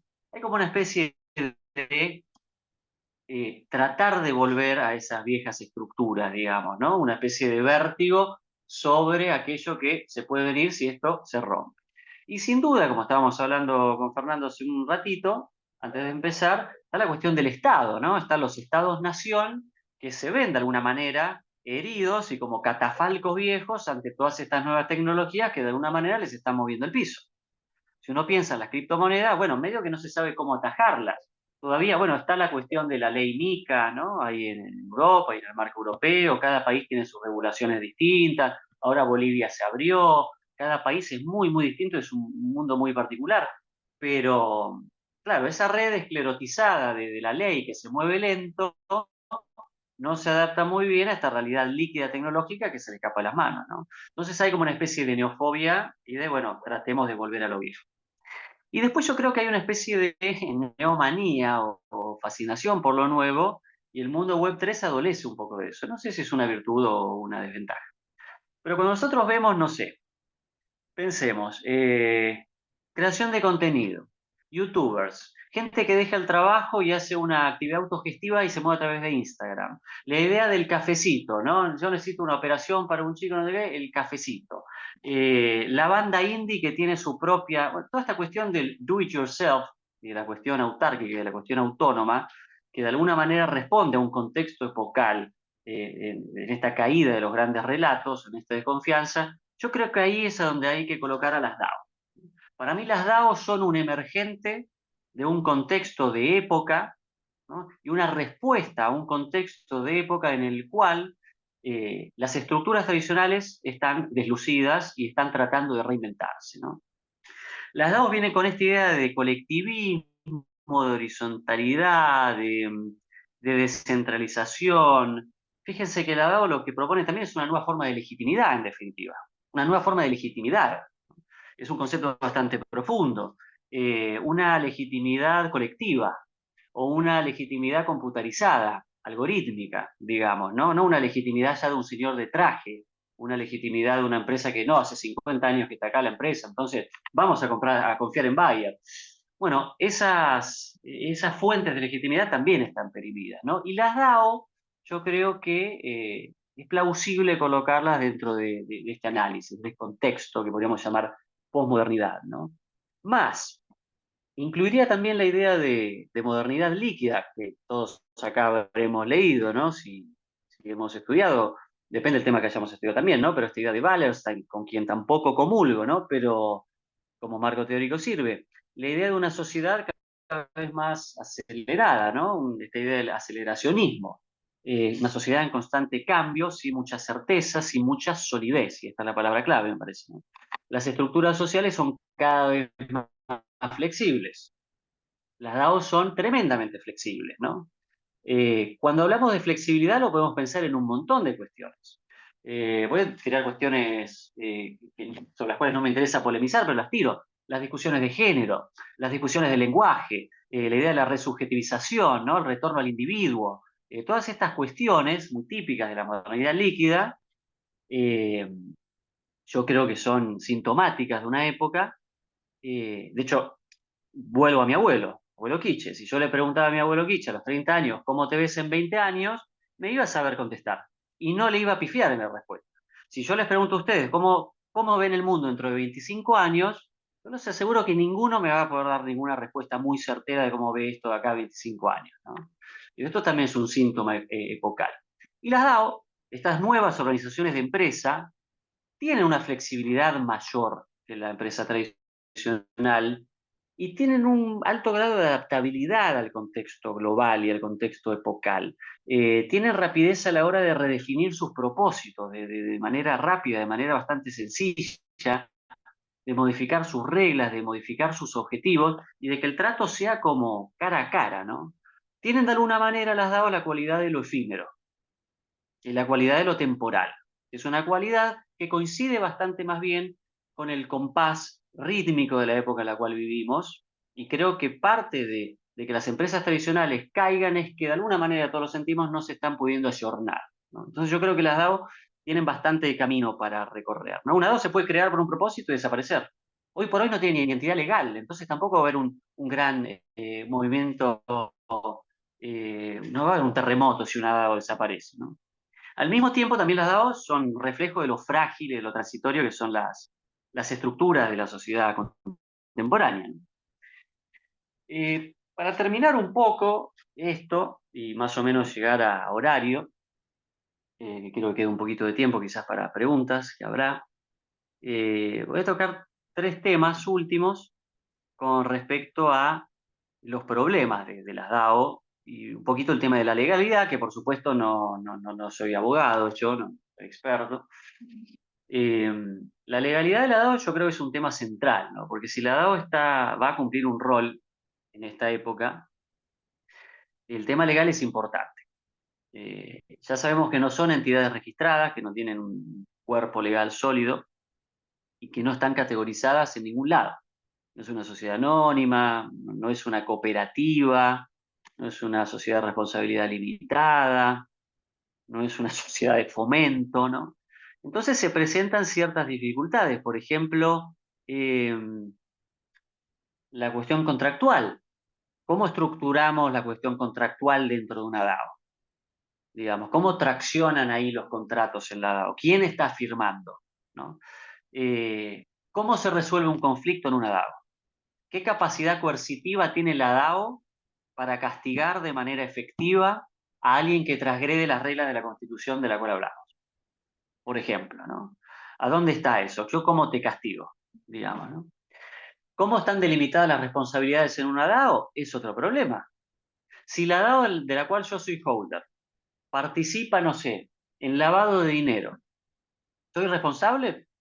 ¿No soy responsable? Si yo tengo 8 millones de dólares en la DAO y la DAO de repente tiene un problema legal, ¿cuál es mi estatus legal? Y si hay algún problema legal, ¿cuál es la jurisdicción? ¿A qué juzgado voy? ¿A Estados Unidos, a las Islas Caimán, a La Haya? ¿A dónde voy con una DAO, digamos, ¿no? La cuestión fiscal, ¿qué paga una DAO? ¿Cuál es el marco legal de impuestos fiscal de una DAO? ¿Existe o no existe? Bueno, todas estas cosas pueden ser ventajas o desventajas, depende de quién las mira, ¿no? Recién hablábamos hace un ratito y decíamos, no, las DAO tienen que estar aisladas completamente. Cuanto menos estén interpeladas por el Estado, el fisco, la cuestión legal y un poco reguladas, mejor. Y eso es verdad, y es tentador. Sin embargo, lo que hablábamos, que esto por supuesto son opiniones totalmente discutibles, ¿no? No estoy acá con la verdad sacrosanta, pero las DAO existen en un contexto global y hay un marco legal en el mundo, les guste o no. Si las DAO quieren existir y quieren penetrar en el mundo real y quieren crecer, de alguna manera vas a tener que negociar y transgredir porque lamentablemente o no, los estados-nación y las corporaciones y las empresas siguen existiendo. Digamos, si una DAO quiere existir y quiere compenetrarse un poco más en la vida, va a tener que vérselas con los estados-nación y con los gobiernos y con alguna especie de marco regulatorio que puede ser favorable. Incluso la ley MiCA ha tenido mucha gente a favor. Los marcos regulatorios hoy por hoy, muchas personas del ecosistema se están viendo de manera favorable, ¿no? La situación de la legalidad, bueno, hay DAOs que son completamente en un limbo legal, otras DAOs registran legalmente partes de sí mismas y otras DAOs tienen la DAS Foundation como sidecar legal tangible, ¿no? Pero sin duda el tema de la legalidad es un desafío, ¿no? Otro problema también es que si bien las DAOs son rápidas, son fluidas y son muy adaptables, para ciertas cosas son muy lentas. Para ciertos cambios son muy lentas. Para ciertos cambios quizás tontos de política interna, bueno, todo el sistema de votación que yo les dije que ya tal vez lleva un mes, es un embole. De repente hay un cambio y se junta el comité, el Consejo de Seguridad y en 2 días, en un día, solucionamos el problema del PEG 1 a 1 o solucionamos un problema de seguridad que había habido en un Vault, como sea. Pero de repente hay que cambiar algo interno y tal vez se tarda un mes en cambiar lo interno y de repente conlleva discusiones profundas. Hay entonces como una especie de doble engranaje, ¿no? De rapidez y de adaptabilidad y de tosquedad interna. Muchas veces las decisiones internas funcionan mejor con una estructura centralizada, porque el jefe va para abajo, como en un ejército, el dueño dice tal cosa y eso baja, se derrama de manera fácil y obediente y se produce el cambio, ¿no? Entonces ahí hay un doble eje de rapidez y lentitud que también hay que tener en cuenta al analizar a las DAO, ¿no? Después hay dos cosas que son fundamentales para entender el funcionamiento interno de la DAO y las dificultades que se presentan, que es que hay una sobrecarga de información. Realmente hay una sobrecarga de información. Si bien en el mundo quizás, en el mundo real, adolecemos de lo que Ortega y Gasset llamaba la crisis de la hiperespecialización, la persona que está en la fábrica es experta en la tuerca, pero no sabe ni lo que está armando, ¿no? Cada uno es cada vez más experto en... No, yo soy experto en historia bizantina del año 600 50 al 700 de la zona de lo que es Cilicia. Bueno, hay como una especie de hiperespecialización en la actualidad. Bueno, las DAO tienen el problema en el que hay mucha información, se supone que uno tiene que estar más o menos enterado de todo y muchas veces no te enteras de nada o te cuesta un montón. Y bueno, ni hablar en el mundo web 3, es gigantesco. Uno siempre siente que está pisando huevo y que no sabe nada, porque todo cambia rápido y todo lo atraviesa todo. Entonces, ¿no viste la nueva tecnología que hubo? Que ahora hay una criptomoneda que dice, no, no tengo ni idea, ¿viste? Dice, ay, ¿no viste que? No, tampoco me enteré, disculpa, estaba leyendo la regulación en Lituania, que me interesó particularmente. Este problema de la información lleva a la apatía. Y este para mí es un problema central en las DAO si ustedes participan en una DAO. La apatía. Porque si uno ve la base de usuarios de una DAO, puede ser mucha gente, pero la participación en el foro es mucho menor y la participación en las votaciones es aún menor. Entonces uno puede decir, wow, miren qué maravillosa esta DAO, tiene 50.000 usuarios en el foro. Sí, claro, pero cuando uno se mete en el foro, comentan los mismos 80. Entonces, ahí cuando dice, ¡wow! La DAO, buenísimo, increíble por todo el mundo, sí, bueno, hay 80 que están hablando. Básicamente como una pequeña empresa. Y cuando uno ve la votación, quizás tampoco hay muchos. Hay más, no es que hay 50 y 80, lo estoy diciendo a modo de ejemplo, ¿no? Y este problema de la apatía y de la poca participación conlleva otro problema muy grave para mí, que de alguna manera termina hiriendo bastante al mito de las DAO y a toda la magia del ethos de las DAO, que es el de las ballenas, ¿no? El mito de las ballenas. ¿A qué llamamos ballena? Bueno, aquella gente que tiene muchísimo token, muchísimos derechos políticos, muchísimo peso político y vota. Porque si de repente nosotros tenemos en una DAO a 8 usuarios que tienen el 63% del token de la DAO, evidentemente ya ni siquiera estamos hablando de una plutocracia, estaríamos hablando de una especie de oligarquía de la DAO, digamos, ¿no? Un grupo muy minoritario, volvemos al orden conservador, volvemos al Partido Autonomista Nacional, y ahí más o menos manejamos todo hasta que salga un luchador DAO y venga una ley Sáenz Peña dentro de la DAO. Perdón, son delirios de que ya yo hablando una hora y media y soy profesor de historia. Pero lo que quiero decir es que el problema de las ballenas sin duda es un problema grave que hiere un poco a esta idea de la DAO como organización descentralizada, horizontal, etcétera, y que no voy a hablar de ninguna DAO en particular, pero es notorio, ¿no? De repente en una DAO si aparece alguien con muchísimo peso, bueno, hago este cambio, lo pongo en votación, listo, voto, salió la ley, ahora hago este otro cambio, voto, listo, y ahí de alguna manera se desdibuja cualquier idea de DAO, ¿no? En definitiva, lo último que voy a decir, y con esto ya prometo que los dejo y dejo de hablar, es, hablando ya de descentralización y que esta descentralización se puede perder con las ballenas y todo esto, me interesa tirarles, muy de profesor de sociales, la idea de descentralización como idea para pensar, porque yo estoy medio harto de hablar de descentralización, descentralización, descentralización. Y un poco la pregunta es, ¿a qué carajo llamamos descentralización? Y yo creo que la descentralización es una palabra que se termina transformando en un tótem, una especie de medalla, y yo creo que la descentralización como fin no sirve para nada, para mí. La descentralización como fin a mí no me dice nada. Yo creo que la descentralización tiene que ser reconceptualizada como medio, como una herramienta y la tenemos que pensar como medio. Porque si no es como, viste, la DAO logró ser 100% descentralizada. Bueno, está bien. ¿Funciona para lo que tiene que funcionar o no funciona para lo que tiene que funcionar? ¿Todas las DAOs tienen que ser descentralizadas al 100%? ¿Podemos hablar de distintos niveles de descentralización? Etcétera, ¿no? De hecho, si llevo la descentralización al extremo en un proceso de lógica proposicional, bueno, la descentralización absoluta termina con la centralización del individuo solo, ¿no? Digo, si yo descentralizo todo al máximo, me quedo simplemente con muchos pequeños centros, ¿no? Tiene que haber un tipo de cohesión. En definitiva, lo que yo quiero decir, y es una idea que me interesa mucho y de la cual Vitalik habla mucho, es un personaje siempre interesante al cual remitirse, yo creo que lo que necesita el mundo Web3 y el mundo de las DAO es, de alguna manera, la construcción de un nuevo relato, ¿no? Ya que hablamos de estos relatos que se caen. alguna especie de nuevo relato que pueda traccionar a estos nuevos modelos organizativos de empresa de los cuales estamos hablando. Hoy por hoy no se sabe si el mundo Web3 es un mundo de sci-fi, de ciencia ficción, y el lugar hacia donde tenemos que llegar es un mundo de cypherpunk, si conocen el término, no se sabe.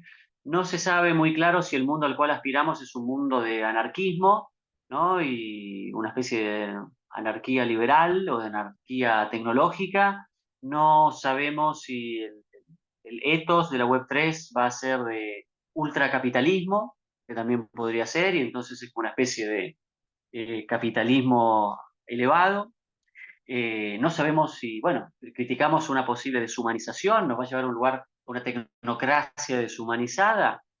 Eh, por otro lado, también podemos decir, bueno, hay países como los países del BRICS.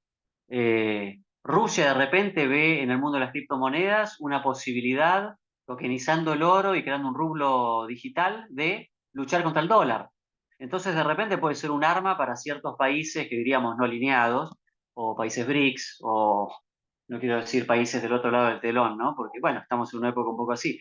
Pero entonces, ¿cuál es? ¿Hacia dónde se dirige la cuestión de la Web3? Yo creo que ese relato se está construyendo, es indefectible la consolidación de un relato, creo yo, me parece, más allá de la cuestión individual, y la creación de, bueno, de nuevas mitologías, porque en definitiva es eso, ¿no? Las DAO, creo yo, van a tener un rol central dentro de la creación de ese nuevo relato y para dónde va a ir esta tecnología, que es, hoy por hoy, puede gustar o no, pero es inesquivable, me parece, ¿no? Y con esto creo que terminó porque me duele la garganta.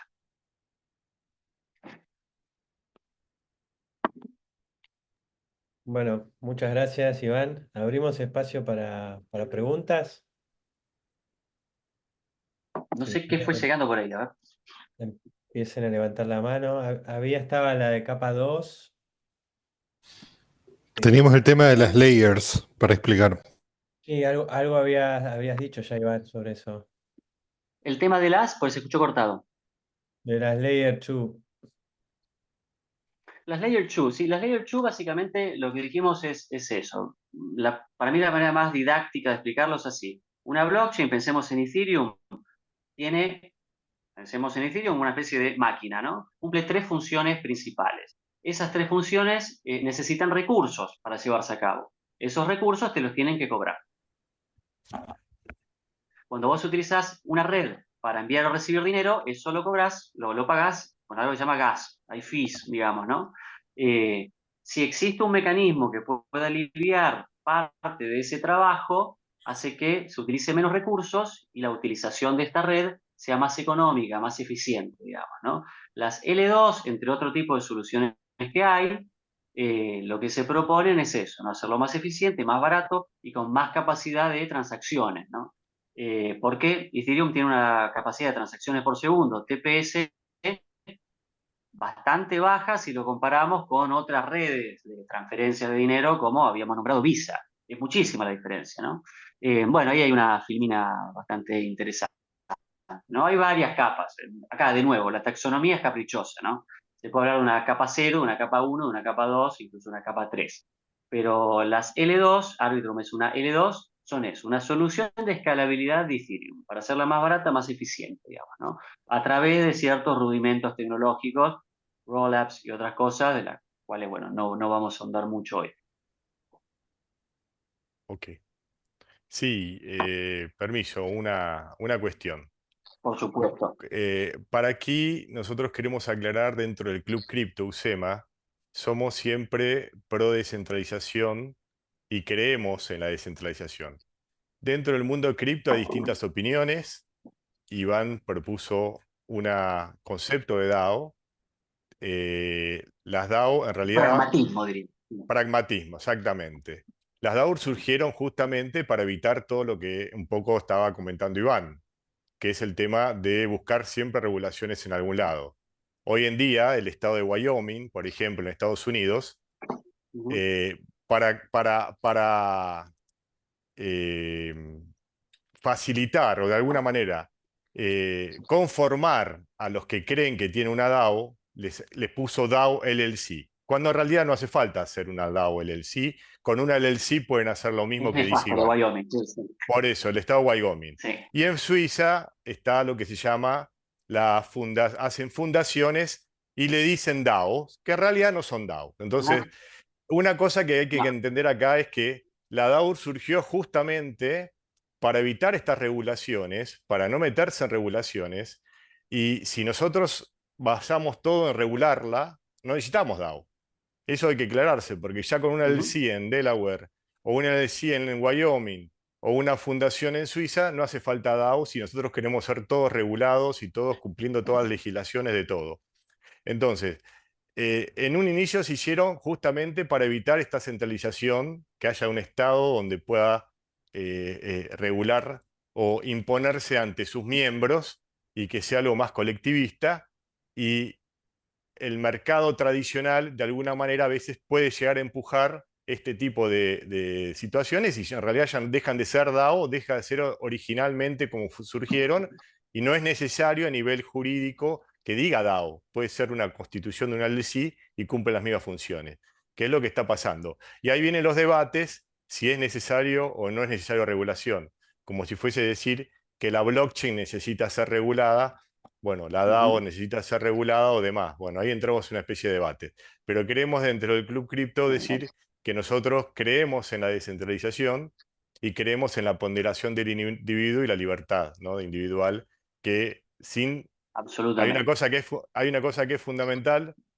El primer paper de Satoshi Nakamoto, cuando creó cripto, no era específicamente el peer-to-peer electronic cash system, como nosotros conocemos, sino Ujú. que el primer paper, el borrador del primer paper, era justamente, el título era que evitar el tercero de confianza. Esto es clave en cripto, no tener un tercero de confianza. El tercero de confianza muchas veces genera un riesgo. Entonces, el hecho de que ya haya una intervención más de un tercero, ya vamos en contra del concepto de inicio de cripto, de las cripto desde los orígenes. Por eso un poquito pueden haber distintas concepciones. Quería aclarar esto, Iván, disculpa porque Sí. de cómo surgieron las DAO No, y cómo es el tema de regulaciones o no, porque no es necesario, y si te nosotros sumo queremos algo. regular todo, necesitamos... Y te sumo algo ahí, Pedro. Yo lo que creo es, bueno, particularmente yo tengo una visión bastante anarquista del asunto, incluso en mi vida, digo.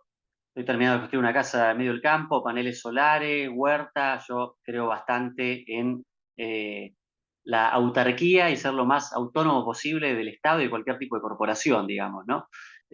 Una especie de anarquismo tolstoyano, lo definiría. Sin duda, yo creo que eh, las legislaciones, como decías vos, en Wyoming, en Tennessee, en Vermont, en Suiza, en Malta, hasta ahora lo que estamos viendo es que las legislaciones desnaturalizan la esencia misma de la DAO y las hacen un chiste, obsoleto, digamos. Les cambian la naturaleza y ya no se necesitan DAO. Lo que veo sí es que de alguna manera va a tener que afrontarse el asunto del choque con los Estados-nación y con el poder que el Estado-nación tiene para tratar de imponer una regulación. Acá yo suelo remitirme siempre a un filósofo italiano, Julius Evola, o Evola, con la noción de cabalgar al tigre. Yo creo que el tigre siendo el sistema, ¿no? Eh, lo que proponía Ébola es, si vos confrontás al tigre de manera frontal, probablemente te coma, porque digo, tampoco hay que ilusionarse con que el Estado-Nación ha desaparecido, no tiene ningún tipo de potencia, no tiene ningún tipo de capacidad de coerción. Eso creo que es una ilusión, o sea, no hay que confrontar de manera directa. La pasividad tampoco es una opción porque el tigre te va a terminar comiendo y la DAO va a pasar a ser la sociedad de fomento acá de Hurlingham. Entonces tampoco es una buena opción. La opción que propone Ébola es cabalgar al tigre, creo yo, ¿no? Cabalgarlo hasta que se canse. O sea, subirse al lomo de alguna manera, esperar que pegue sus propios coletazos, que en algún momento se va a cansar y se va a morir, digamos, ¿no? Y ahí, bueno, nos podremos bajar y ver el cadáver del tigre. ¿Cómo se hace eso? Bueno, ahí está la cosa, ahí está el ajo, digamos, ¿no? Pero yo creo que sí o sí se va a dar esa lucha, porque es una lucha que si no se la da desde este sector nuestro, digamos, nos la van a imponer, creo yo. Digo, ¿no? En algún momento creo que ya sea por avance no sé, por apropiación tecnológica de parte de los Estados-nación, los CBDC, exactamente. No sé, hay como una especie de pugna entre los medios mainstream, entre los estados. Veremos qué pasa. Pero sí, yo adhiero con lo que decís, Pedro. Es la cuestión Y finalmente quiero decir de esto no centralizar. que, claro, no es que no centralizar, sino que tenemos que diferenciar que una DAO totalmente regulada termina siendo las votaciones una asamblea de accionistas, prácticamente. Y eso, o sea, nosotros no necesitamos una DAO para Absolutamente. hacer algo totalmente regulado. Termina siendo una asamblea de accionistas donde votamos. Exacto. Eso es lo que Está Y claro. la DAO, el Una concepto de la cooperativa. DAO, una cooperativa también. Muchos de los proyectos, justamente, como ustedes saben, hay un riesgo legal, como bien dijo Iván, y muchos proyectos se están yendo a DAOs justamente para evitar ese riesgo legal. Ujú. Hay muchos incluso proyectos que nacieron aquí en Argentina, que antes no eran DAOs, y ahora se fueron a DAOs para justamente ver si podían evitar ese riesgo legal, ya que es algo más comunitario. Pero bueno, esto quería aclararlo nada más, Iván, por las dudas No, son temas para... apasionantes Claro. igual. Son temas políticos, filosóficos, tecnológicos. Mm, muy bien. Buenas, hola, soy Matías. Sí. Matías, Sí, sí. ¿Qué quería hacemos? hacer una pregunta porque hace un rato vengo como flasheando mucho con el tema de las DAOs y Ajá, me pregunto si, por ejemplo, pongo un proyecto y le hago token sí. de gobernanza, ¿lo transforma en una DAO? Bueno, esa pregunta está buena y yo creo que es una pregunta filosófica, ¿no? ¿Qué elementos tiene que tener una DAO? O en definitiva, bueno, acá de nuevo me sale un poco la desviación profesional, ¿no? ¿Qué elementos tiene que constituir un objeto para que el objeto sea el objeto en sí que llamamos de tal o cual manera, digamos, ¿no? Eh, a ver, seguramente si le preguntás a alguien mucho más técnico te va a decir una cuestión relacionada con la parte técnica, ¿no? Yo lo que te diría es, para mí lo que tiene que tener una DAO es la descentralización es central, como bien estábamos hablando, creo que ese es un pilar que cambiaría la esencia y ya no sería una DAO si no la tiene que estar descentralizada.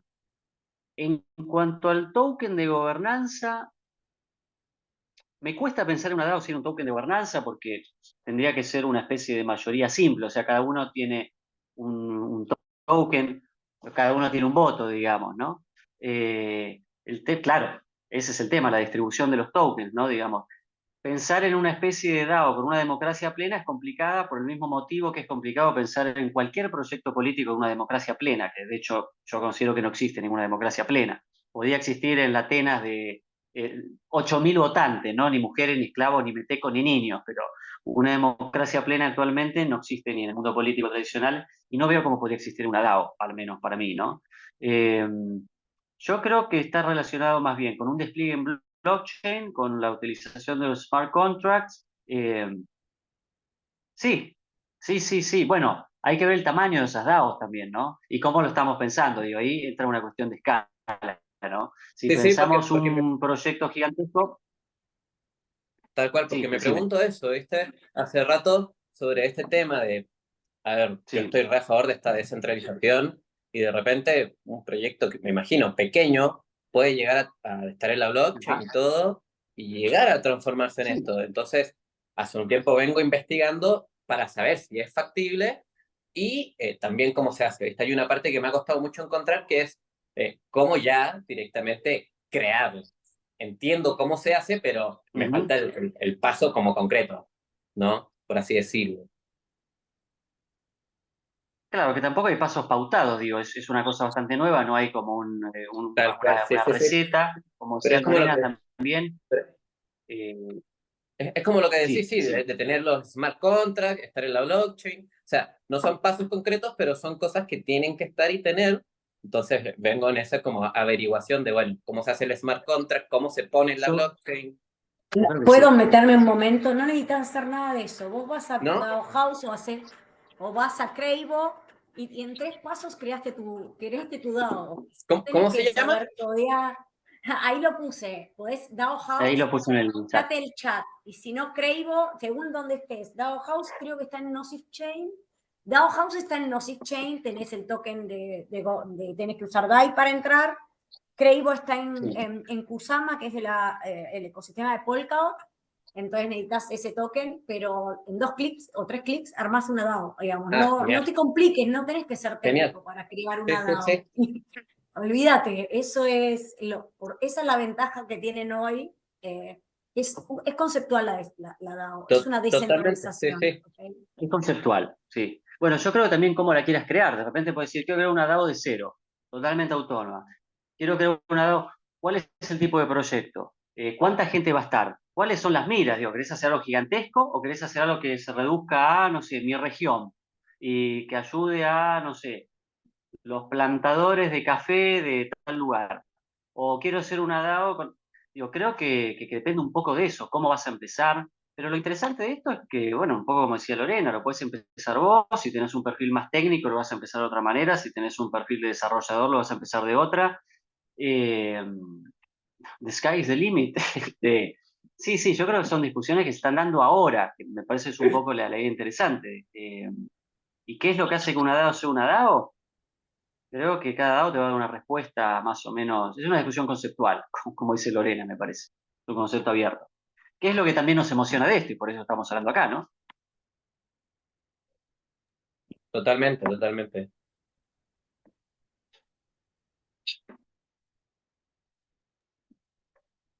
No sé cómo estamos de preguntas. Ahí quería aclarar con respecto a hacer tu propia DAO, digamos, que Iván había dicho que estábamos en la era de hacer todo por vos mismo, ¿no? Do it Este, yourself. Sí. y, digamos, la DAO puede tener un token de gobernanza sin valor o con valor. Si el token tiene un Claro. valor, hay que proveerle liquidez al token. Y esa es otra dificultad que tenés, ¿no? No es tan fácil, digamos, no lo haces de un día para el otro. Si vos querés darle un valor económico al token, le tenés que proveer liquidez, armar un pool de liquidez, saber cómo armar un pool de liquidez, cómo distribuir los tokens y demás. Sin embargo, hay como pasó Lorena, Lorena creo que pasó 2, pero hay varias más donde te permiten, a veces te obligan a holdear un poco los tokens de la plataforma para que, incluso hay de Ujú. administración de DAOs, digamos, incluso hay aplicaciones para poder administrar la DAO una vez que la creaste, digamos. Hay de todo, hay de todo. En esto que hablas, porque lo que tengo entendido, ¿no? Que siempre me pregunto si es así, ¿no? Por ejemplo, uno crea un token con valor y yo soy parte de esta DAO. El día de mañana me quiero ir de la DAO. ¿Puedo vender ese token? Sí, Y el alguien... valor, pero el Si valor hay en interés en el DeFi, token. Claro. No, el, totalmente, va- totalmente, pero mi pregunta es esa. Soy parte de este proyecto y este es de gobernanza. Lo vendo. Esa otra persona que lo compra pasa a ser parte de este proyecto y a tener este dueño y a Sí. tener esa participación. exacto, pero Eh, el valor del token va a estar dado, es otro tema, no es para hablar eh, ahora. El valor del token va a estar en DeFi, no se fija el valor del token. Está el token en un pool de liquidez o en varios pools de Tal cual, liquidez. sí, sí, Este, que no necesariamente va a representar el market cap y eso. Digamos que tampoco es tan fácil salir, porque por ahí es una DAO chiquita, tenés muchos tokens y rompes el pool, digamos. Entonces, esas son cosas para tener en cuenta también. tal cual. Si tiene un valor económico, Yo digamos, creo, ¿no? yo creo que uno termina, cuando piensa en crear una DAO, yo a veces, en alguna noche de velado lo he pensado, terminás desde la desilusión de decir no puedo, es una complejidad técnica absoluta, a decir, bueno, lo que estoy creando es un grupo de WhatsApp. Como que vas entre los dos polos, ¿viste? Decir, bueno, ¿dónde está el justo medio? Tal Y cual. el concepto de decir, bueno, ahora creé mi DAO, ¿viste? Bueno, es parte de la torta que se está haciendo acá, creo. Sí, una Igual puedo cosita agregar que... algo. Ah, perdón. No, no, está No, perdón. Lorena hablando. No, ¿Puedo una decir cosita algo? es... Sí. No, no, está bien. Bueno, no, lo que, respecto a lo que decía Fernando, respecto a que tenés que crear el pool de liquidez, muchas veces las DAO, generalmente cuando se crean proyectos que nosotros hemos visto que son bastante completos en el desarrollo, no tienen mucha liquidez. Entonces, cuando generalmente se transaccionan, el gran problema que tiene el pool de liquidez es que va bajando mucho de precio si vos vas vendiendo tokens de la DAO. O sea, destrozás el pool. Ha pasado hace poco, estuvimos hablando con Fernando, de uno que ahí tiene que ver mucho también el tema del manejo de la DAO, que dejan periodos de votación muy cortitos. Y por ejemplo, hace muy poco estuvimos con Fernando viendo un caso, hay varios casos que pasó, que donde dicen, propongo que todos los tokens de la DAO vengan a mi billetera. Y como nadie se opone, y él lograba tener la cantidad de tokens justos para proponer la votación, a los 4 días nadie se opuso y en 4 días recibió todos los tokens. ¿Se entiende? Y se quedó con la DAO. Esto pasó y lo hizo un movimiento legal, o sea, esto todo porque es parte lo hizo legalmente, entre comillas, y se quedó con los tokens. Lo hemos visto en 2 casos recientemente, en los últimos, no sé, 30 días, justamente así como lo Sí, acabo de esto decir. tiene que ver con lo que decías, Iván, de la apatía también. En este caso, la apatía de los propios fundadores del proyecto que ni siquiera miraban las propuestas en su propia DAO. Es que es Es un fundamental montón. la arquitectura constitucional de la DAO. Sí, Las puertas traseras. Sí, sí, sí. Sí, sí, sí. acá, Lorena iba a perdón, decir algo.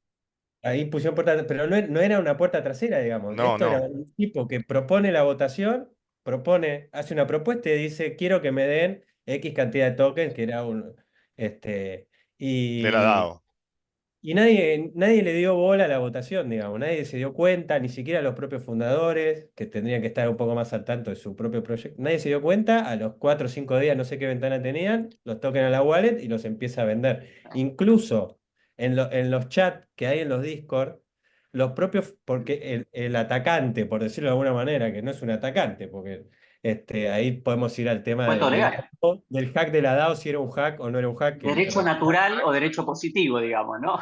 Exactamente. Los propios founders estaban felices porque veían que el precio del token subía. Porque el atacante estaba comprando lo que le faltaba para poder Para meter la iniciar la propuesta. votación. Entonces, Exactamente, Es porque uno buenísimo. para poner una propuesta tiene que tener cierta cantidad de tokens. Entonces el atacante aprovechó esa situación porque encima uno de los hizo un poco de ingeniería social porque dijo voy a viajar a Europa y calculó los días que iba a estar arriba del avión y que se iba a distraer uno de los capos que estaba siempre mirando las votaciones y ahí propuso justo en ese momento y se quedó con toda la DAO. Y una cosa particular es que mandó los tokens de la DAO a vender y como el liquidity pool era muy chiquito, cada vez que vendía destrozaba el precio del token y iba cayendo cada vez más. Esto pasó 2 veces en los últimos 30 días, una muy grande y una más o menos chiquita, pero pasó en un proyecto importante. y dejamos a Lorena, pobre, que estaba ahí, que quería decir algo y No, ya me olvidé, chicos. A esta hora ya no me acuerdo lo que iba a decir. bueno, Sí, no, no perdí. la arquitectura de constituciones de cualquier sistema es fundamental. Vos tenés muchos casos en la historia donde la constitución de cierto país permite que el puesto de canciller anule el Congreso, que fue quien le dio el cargo de canciller, ¿no? Y de repente tenés un ejecutivo que anula el legislativo. Pasó en la República de Weimar en el Tercer Reich, por ejemplo. Digo, estas cuestiones tampoco son novedades. Digo, No estamos va, hablando de organizaciones humanas con política. no va a Decime. pasar en Argentina con el blanqueo, eso, seguro que no va a pasar. No, no, no, no, por supuesto. Quería Blanqueo que agregar está algo. funcionando. Quería agregar algo. Si alguien no lo leyó, está el libro de Camila Russo, donde, no me acuerdo si es el capítulo 3 o el capítulo 4 cuenta la historia, está muy bien contado el libro y demás, el de Infinite Machine, cuenta toda la historia del hack de la DAO, está muy bien contado, medio hollywoodense, digamos, lo que pasaba en ese Medio momento, thriller. cómo lo Tiene que ser una vivieron. serie eso. Bueno, iban a hacer una película, pero no sé qué pasó. Los NFT para hacer la película los vendieron, pero después no sé qué pasó. Este, Tal cual. Eh, ahí cuenta un poco la situación en ese momento, cómo se vivía, y es muy interesante para pensar si lo que está en el código es lo que vale, si la política puede cambiar el código, si cuando conviene el código va y cuando no conviene no. Bueno, está Vitalik en el medio y varios personajes también famosos de esa época. Está muy bueno como, sería como la Interesante. introducción a esto que vimos hoy, digamos. Tendríamos que haberlo hecho antes, pero bueno, no pasa nada, se puede hacer después. Es buen material. Y hay algo que me gustaría agregar es que hay diferentes tipos de DAOs y con diferentes situaciones. Hay DAOs que son mucho más descentralizadas, no completamente, como ser Polkadot, que todo va a código, ¿ok? Y es todo código, entonces todo se resuelve en código. Y todo por referéndum, y hay referéndum killer o algún referéndum que puede llegar a ser de emergencia y que puede trabajar de una manera si es que va a perjudicar a la DAO, pero la realidad es que las DAO se manejan por token holders, ¿ok? Entonces, mayor poder de voto, en general, un voto, un token, un voto, por lo cual, al fin y al cabo, según los criterios de los proyectos, es el más interesado es el que más token tiene, así que hay que entender esa situación. Pero es un tema interesante para discutir. Creo que estamos recién comenzando. Para mí la DAO no es el comienzo de una nueva estructura de organización, no es el final. Y en realidad lo que está mostrando son las crisis de los sistemas tradicionales. Eso, bueno, digamos, yo vengo de sociales, pienso eso, y como estabas contando, Iván, yo creo que estamos al revés. Para mí estamos avanzando hacia el retroceso de pre-Estado-Nación. Estamos volviendo a la Edad Media o al Renacimiento, pre-Estado-Nación. Con esto, el tema de que ya no se emite, si vamos a algo filosófico, una CBDC no es una cryptocurrency, ¿ok? Una criptomoneda no es una CBDC, son diferentes. La CBDC es un token emitido por un Estado-Nación que tiene poder legal y lo que representa es la moneda contra una currency que es una criptomoneda que no sería moneda, emitida por un tercero o por un proyecto que no tiene facultad el poder del dinero, digamos, el monopolio del dinero, de la emisión de dinero, así que no es lo mismo. Eso me gustaría aclarar por si no quedó claro.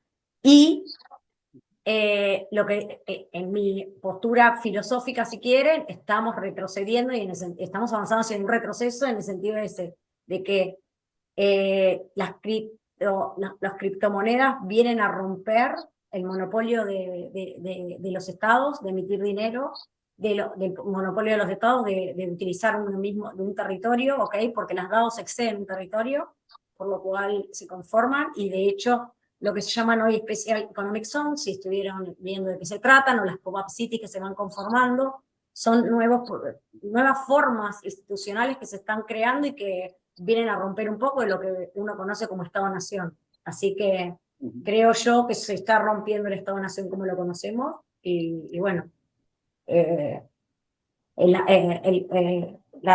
ecosistema va hacia eso. Pero bueno, nada, eso es más. Sí, es un tema largo un tema candente, muy largo, sí. Sí, muy largo y muy complejo. Acá, y esto es claro, cuando fue el hackeo de la DAO, en Ethereum se hizo prácticamente un hard fork para volver al bloque 192.000, ¿no es cierto? Es decir, fíjense lo que pasó, tuvieron que ir, y ahí rompió un poco la credibilidad en Ethereum, aunque digan que no. ¿Por qué? Porque si alguien puede ir para atrás, significa que no es inmutable, digamos. En el caso de Bitcoin, se trató de hacer Binance cuando le hackearon 40 millones de dólares.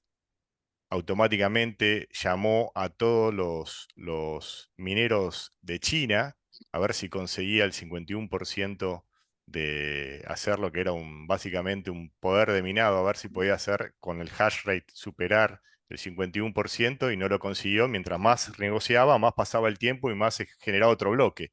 Entonces tenía que tener cada vez más poder de minado. Y no pudo dar vuelta a lo de Bitcoin, pero lo ha intentado, o sea, cuando le robaron 40 millones de dólares. Acá sí se hizo un hard fork y no generó credibilidad eso, al revés.